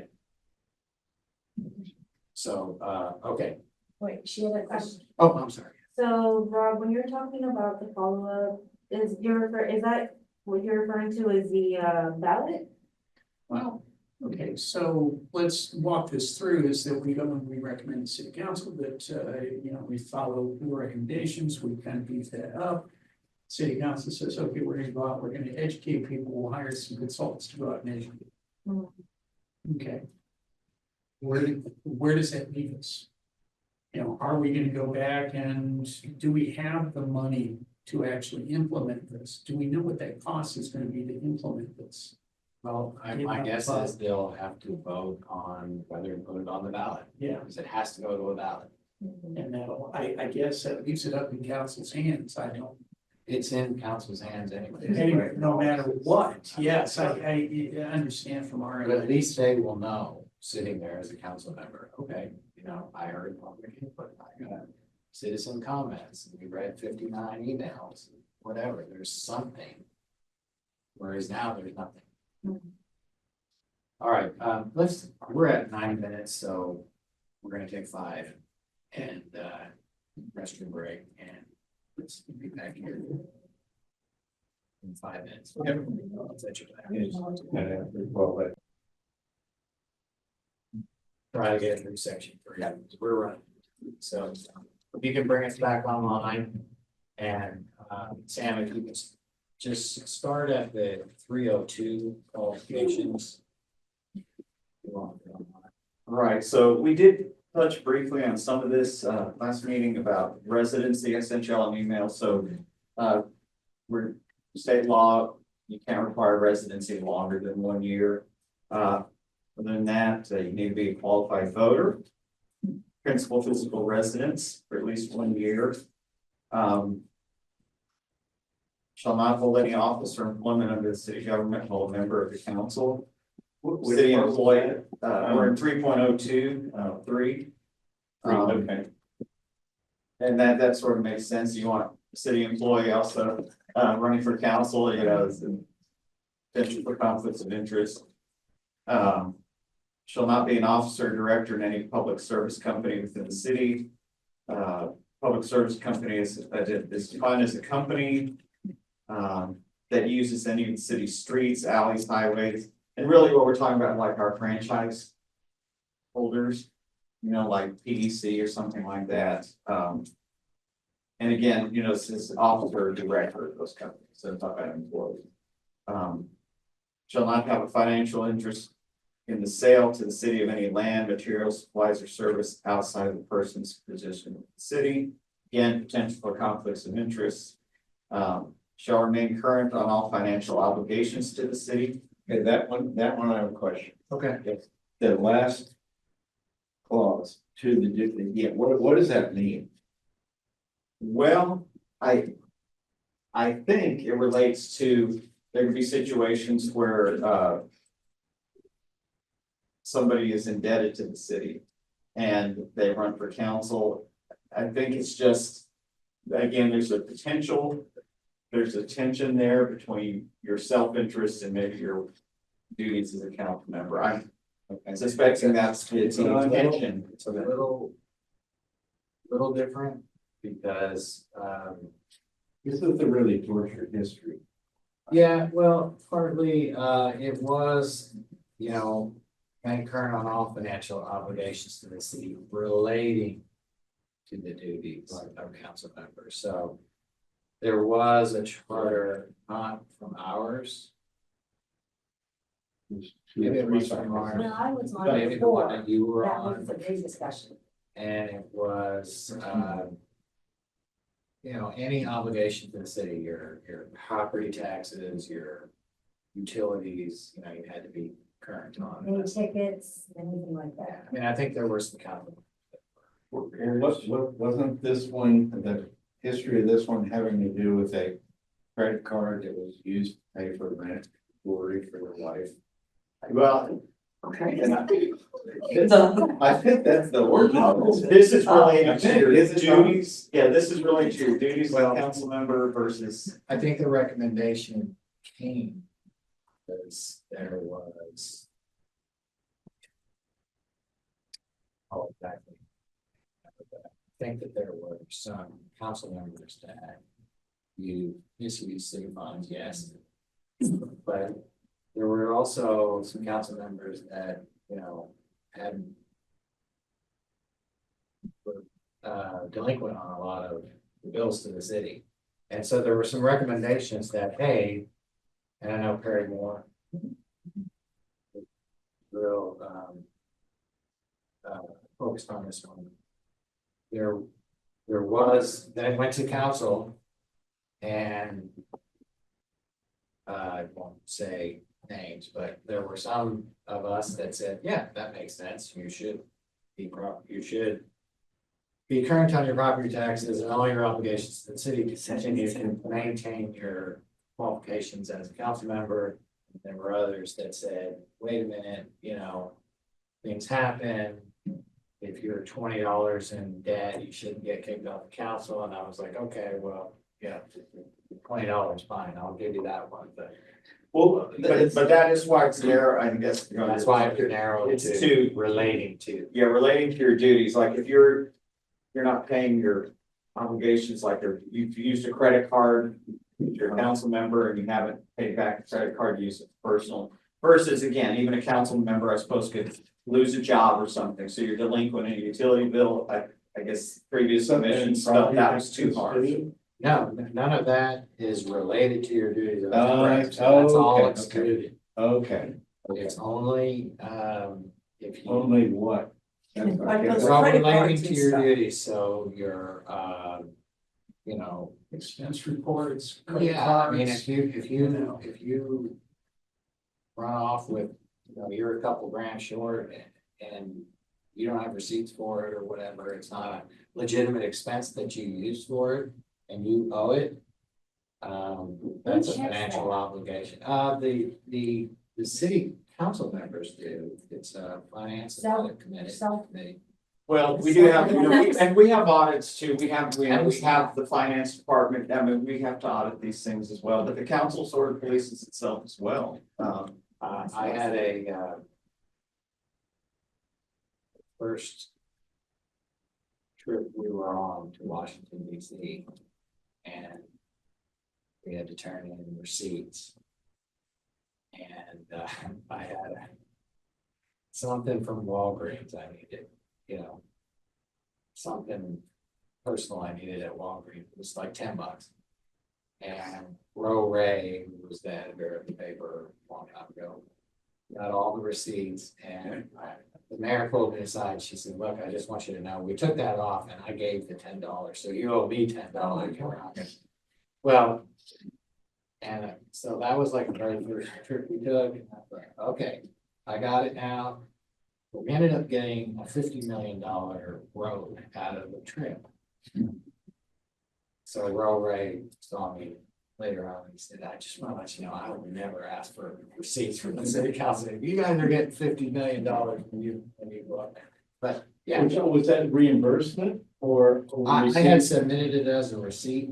Okay, so you're I was looking for wrong. reimbursement as opposed to turning in receipts $10. from a card. I remember what it was for sunscreen. It was sun. I burned it. Okay, but that was so you could get reimbursed as opposed to No, he having said a he was card. wrong. He said I that's- never personally, never got a city card. I use my own card Okay, I see. and I would turn in the receipts. I thought, what the hell, I'm getting miles on it, so it just made no sense. Some council members, most of them get a card. I never wanted a card. And then, But that's what that would mean. If you didn't, if you were. You misused that, and there is a committee of council members who police this. And they review it. Yes, sir. It's the finance and audit committee. It's always the mayor, vice pro tem, deputy mayor pro tem.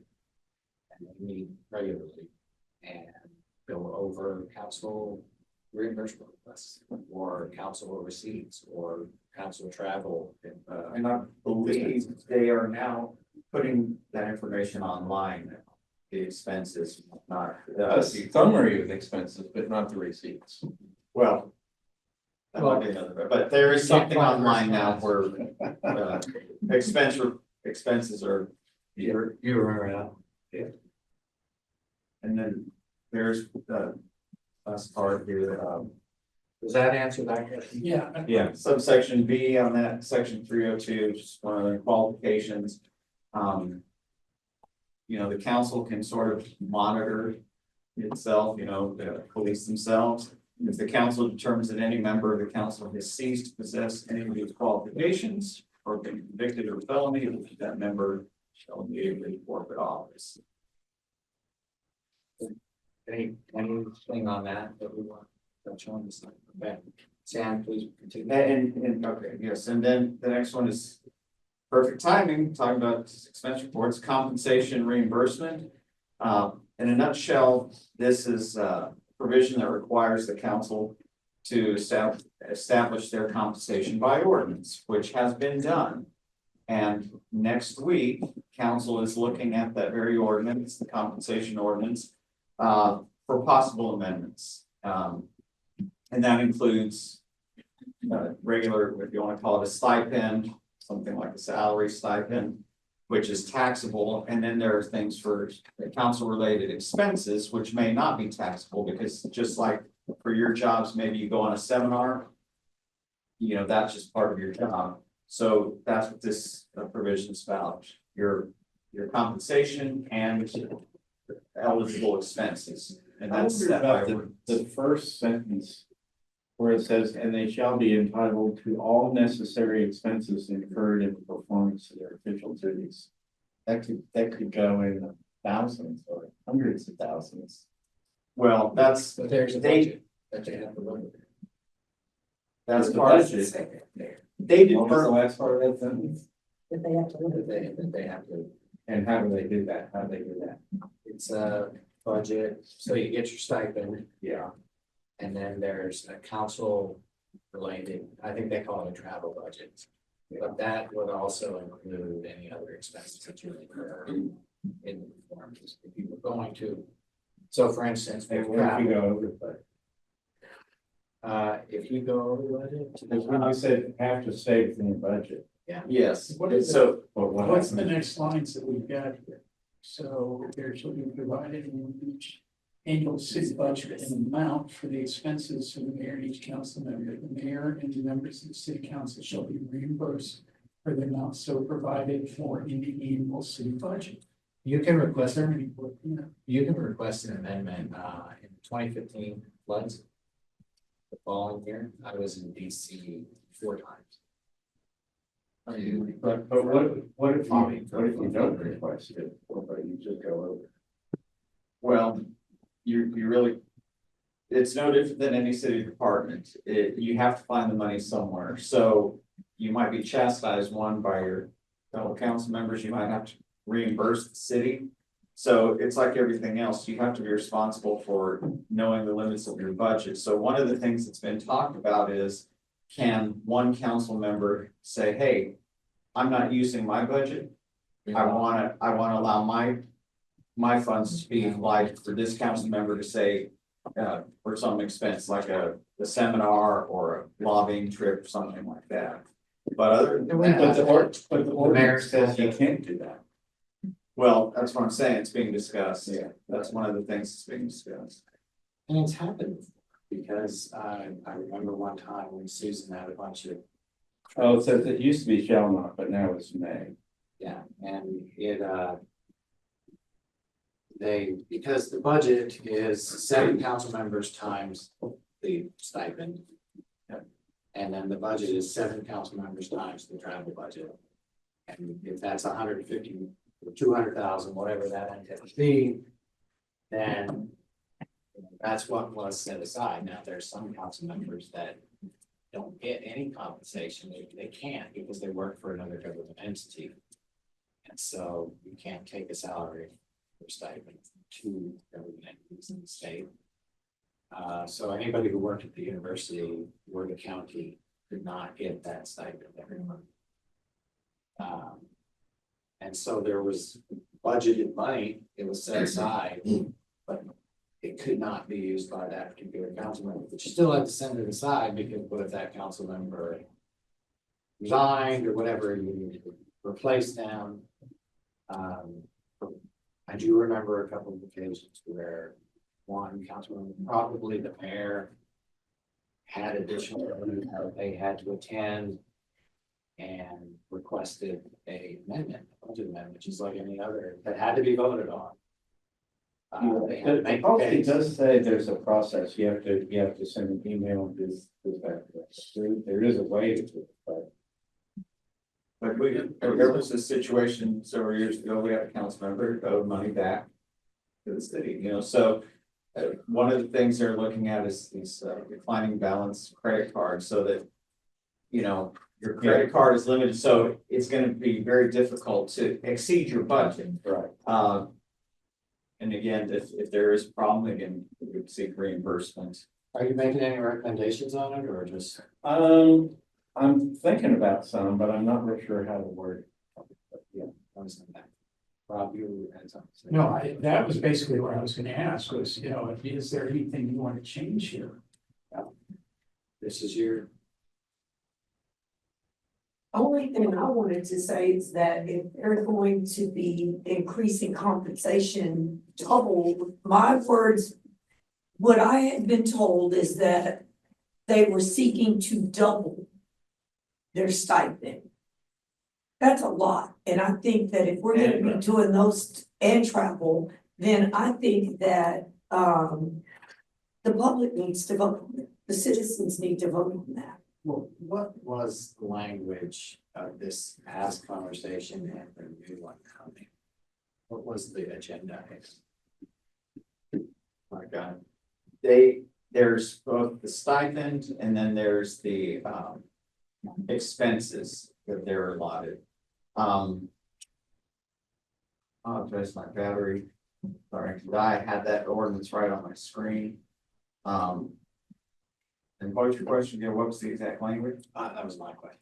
Yeah, so the caption is, the caption is telling the public increasing expenses by $90,000 cumulatively. So, the way the charter is written, they are in compliance with the charter. They're doing it in a public process. The public has an opportunity to come in and comment on whether they think it's suitable. Some have argued that, there's arguments both ways on things like salary, because some people say, not having any salary prevents people without means of being on a city council, right? Whereas other people with means have the luxury. Yeah, that's one argument. The other argument is, well, that it's a public service and you shouldn't get paid because now you want to do it just as a job, I'm a lawyer, I don't have opinions on that, but there's arguments on both sides, right? And ultimately, I guess how council sees it and the way this is written is you're accountable to your voters come the election cycle.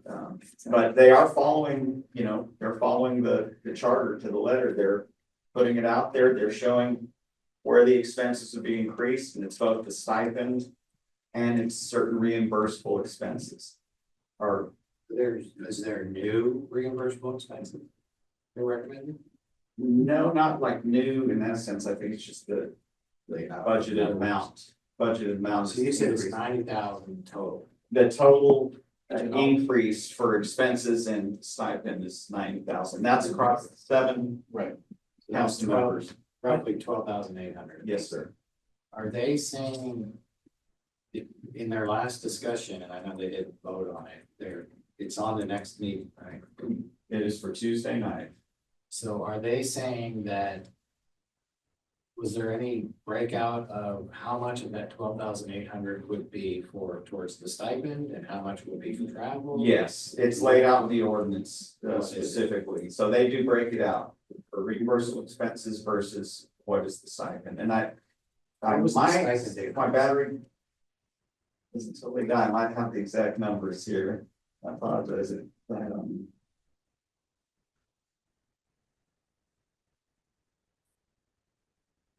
Compensation reimbursement, compensation is the same. It's only set at 1 point. I just had an issue with it only because our council is not like San Antonio and Austin where they know that they're looking at that as a job too. They know they're gonna get paid. Because they have a commitment that's at least 8 hours a day and sometimes 12, 14 hours a day with Austin City Council. I've seen that in action. But ours is not like that. They have what, 2 meetings a month? And then there's other things that they can do and stuff, but you're traveling, you're getting paid to travel. I mean, you're getting reimbursed for travel. I don't know. Is there a change to this though that you'd like to see? I guess is where these are good discussions. I'm just looking at it I from guess the kind of a numbers- constitutional point. I guess it would depend on what the numbers are, because when is the last time the salaries have been increased? Because things change, things are more expensive. the last, Yes. the last one was 2022, and I think before that, I believe it was 2014, is that ring a bell? That was the last one. Maybe put something in there, like I know where I live, there's something like the HOA can't, maybe we say you can only increase it by 10% a year or something. I don't know if that would help. I can put a limit on how much they could increase their stipend. Like the homestead, like I used to be. I mean, I don't know. Y'all might not agree with me. I just think that where we live, it's not as demanding as a larger city.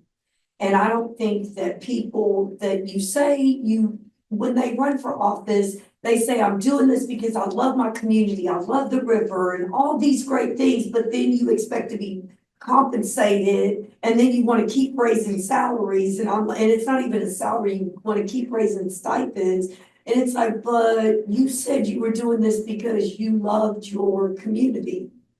Well, also, it seems it would make more sense if the people gave them a raise instead of themselves giving themselves a raise. Or it could be, this raise won't apply to me, it should only apply to people in the future. So in other words.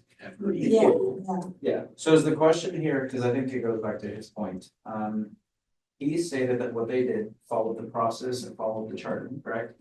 So are we looking to change the charter to say we would like for it to go to a vote, like we want it on a ballot whenever you want an increase, or are we saying that we're allowing for a city council to make that decision? I think it was going to depend on numbers because we're just hearing a lot of things in the community right now. It's a big buzz. I mean, an enormous buzz after whatever was said and happened in the last city council meeting. There's a buzz. So Can we do this? Can we get a report from Sam for next week? exactly. Here's what I'd like to know is what is the 2014 number? What was the 2022 number? And what is the proposed number now? For both compensation, salary for the stipend and because travel's got more expensive, let's face it. I mean, I'm sure a conference that used to cost $3,000 is now $5,000. I do have some numbers now. Aren't there three sources of money? There's the stipend, and then there's expenses, and then there's, they don't call it travel, but it's travel. Aren't there three travel? He's got the number So there. the compensation for each council member is $14.50 per month. And that includes $4.50 per month for health insurance if desired. That's on top of the 14. And then. Or- Right. Which And is- that includes- This amount includes. So that's part of the amount. So it would be, because I'm taking out 1,000. It's, They make. because I asked the council member straight out and he said he gets 1,800. 18 plus. Well, and so then they get, for the mayor, it's 1,700 per month. That includes $450 per month for health insurance. Then, this is where the additional amount comes in here. For expenses incurred, each council member may opt to receive an additional amount as a stipend. Okay, and this is currently $625 a month.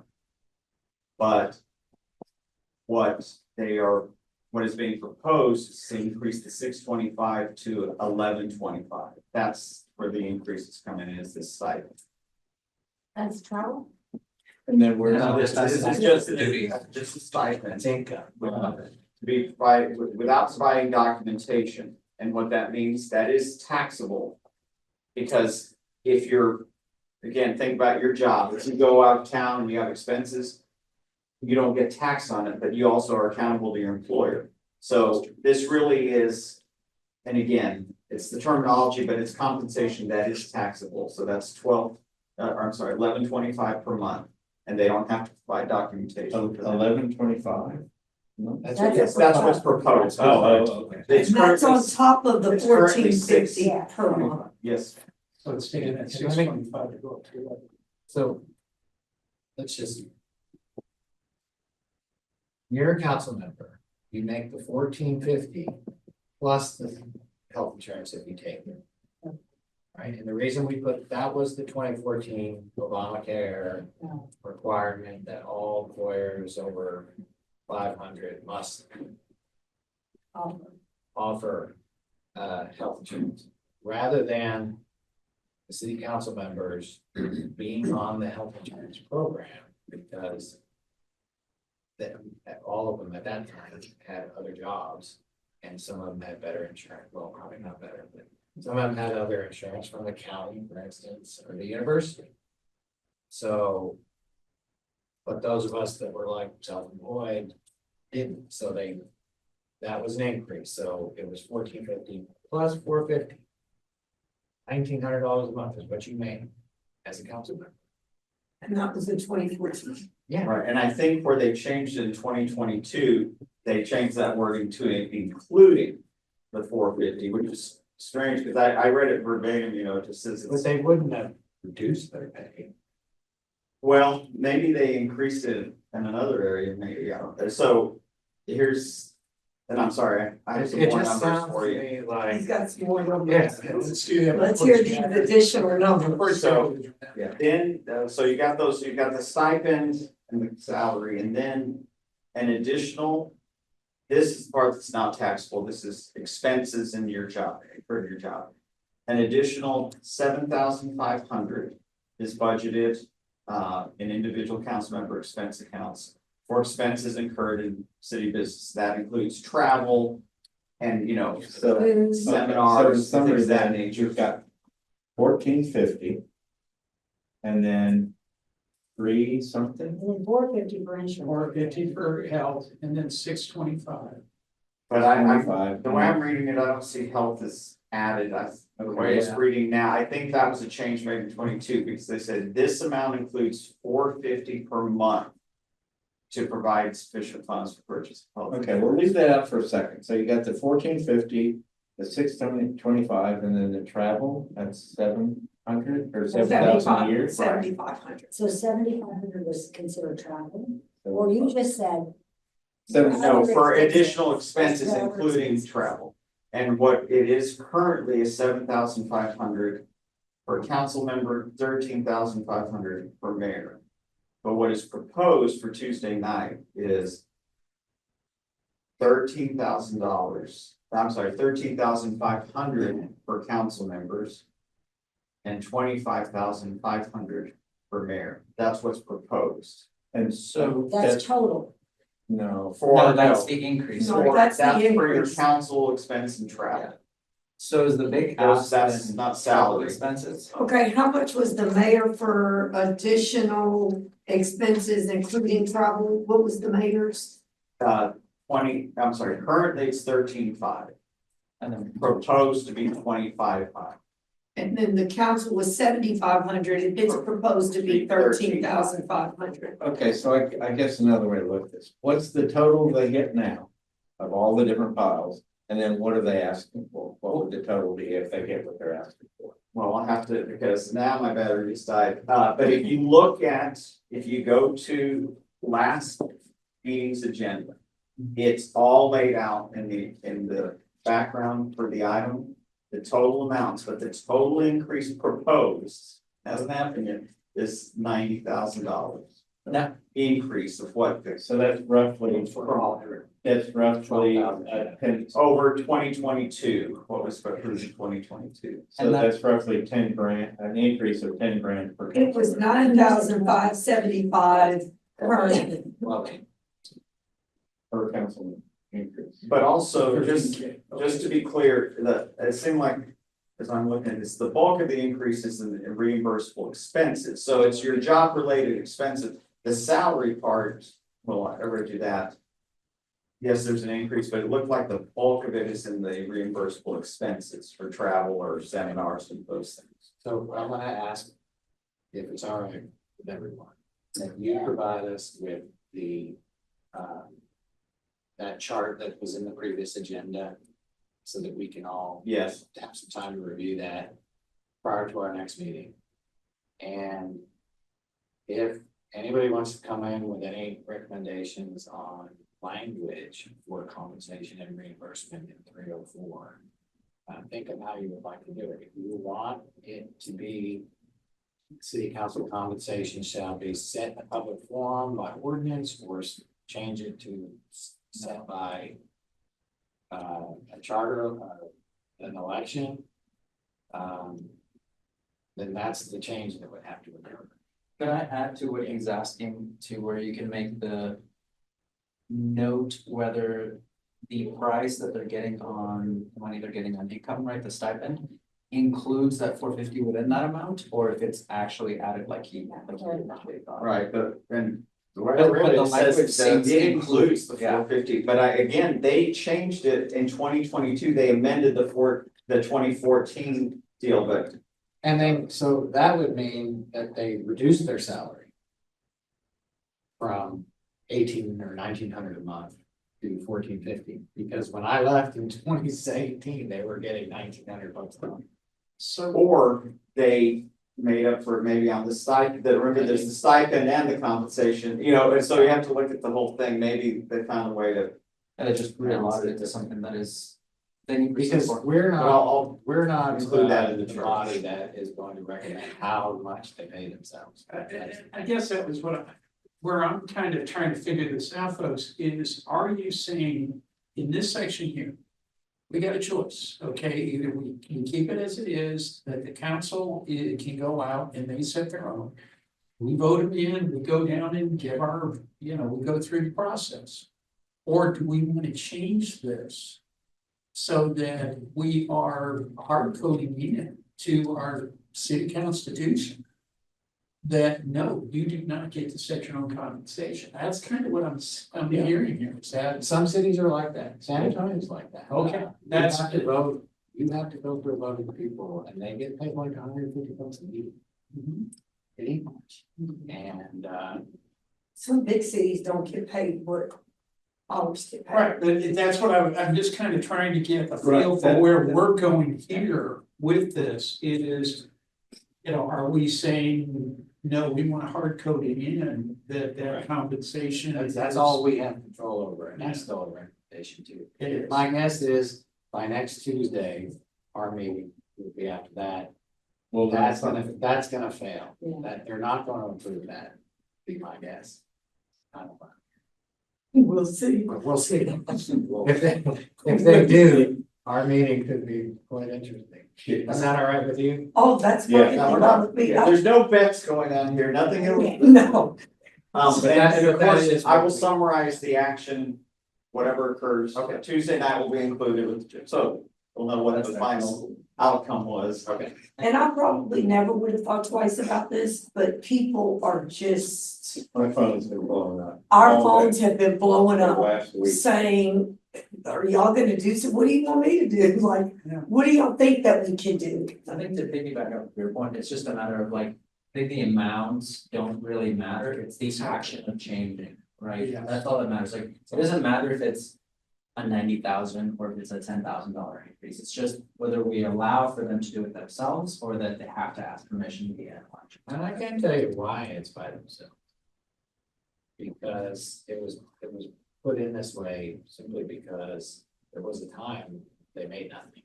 And I served for 6 years with no compensation. I can tell you, it was a real drain on my business life and my personal life. And prior to that, there was nothing. So we started out, I think, at $700 or $800 back in 2005 or something. But whatever it first started. Yeah, and that was a big thing then. Yeah, it was. And, you know, $500-600 was more than I won't do it. Well, I have a problem with, like I say, you're right, it's more or less. Should they be able to police themselves and just give raises when they want to?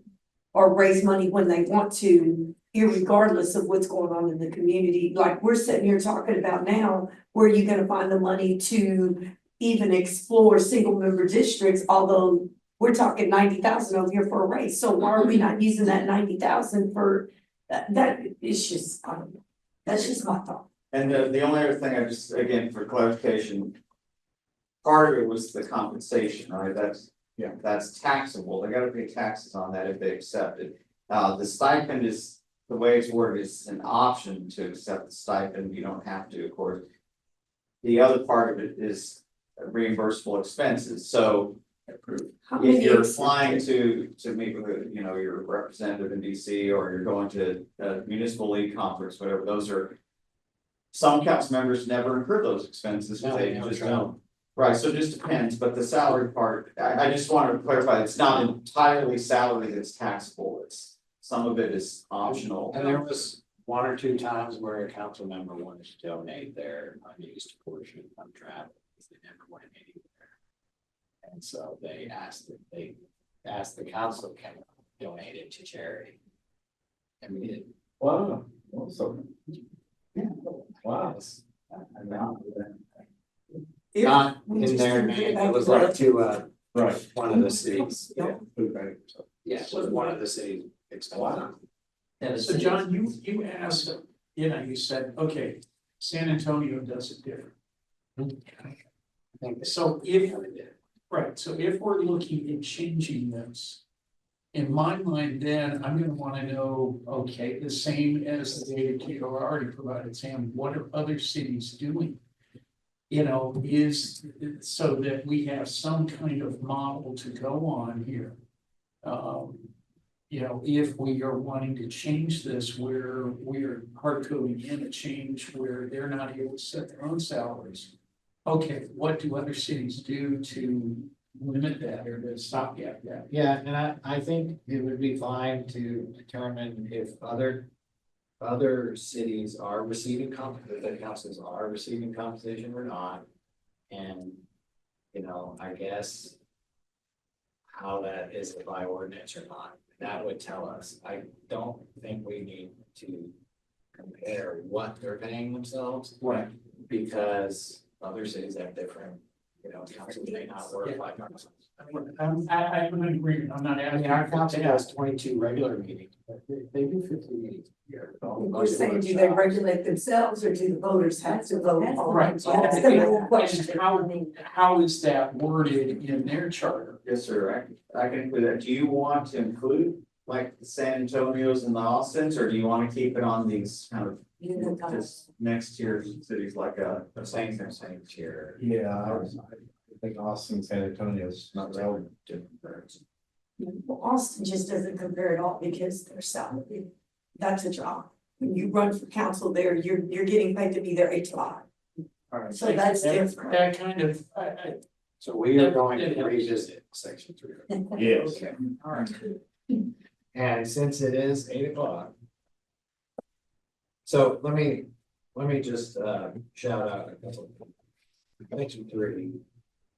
This took a while, so we have 305, 06, 07, 08, 09, 10, 11. 12, 13, 14, 15, 16, and 17, section 3. So for our next meeting, I'm thinking that's gonna be the bulk of the meeting. But I'd still like if we try for everybody to be prepared to discuss 4 and 5. If we get there. This is gonna say. I have a few recommended changes for. Which may take a few minutes for 316. 310. 3.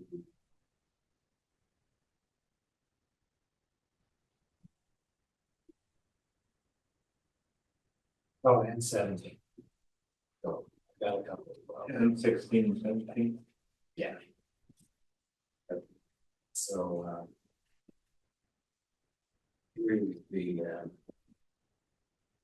okay. So,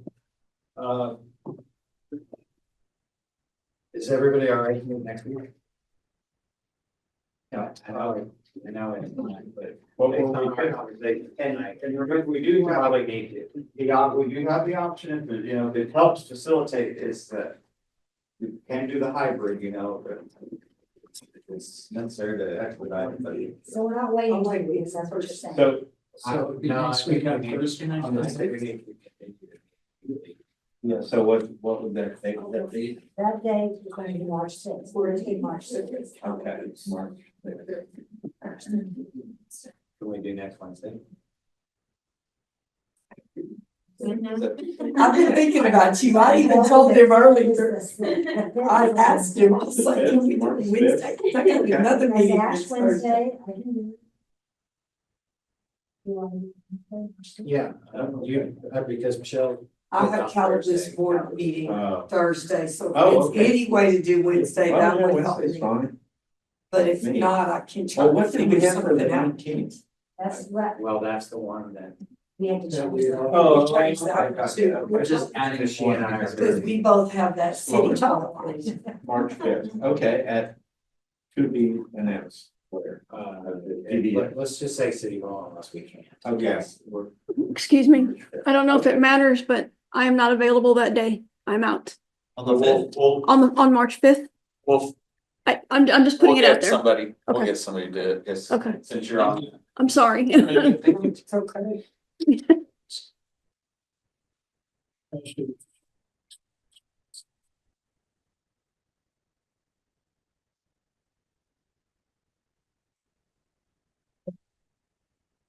I think we can probably accomplish.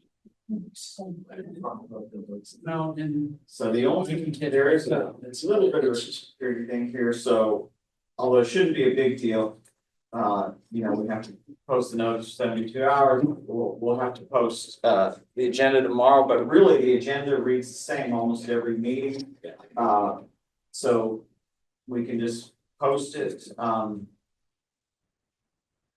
the packet really doesn't change either, so actually that shouldn't be too difficult. We could even post it Monday, because Monday, Tuesday, Wednesday, that's 72 hours. No, No, no, Friday, yeah. it has to be 72 hours, that's tomorrow. right. Okay. So, but I think we can get that done. Thank you. Yeah, we appreciate that very much, just because I know we're gonna be there. But, but for this. Here's my agenda for tonight. So, I know we're running past a minute or two, but, item 4 is discussions and recommendations for future agenda items. Is there anything outside of what we are already planning to do that anybody needs to discuss? And we'll have that on the future agenda too, so I'm just about this. Yeah.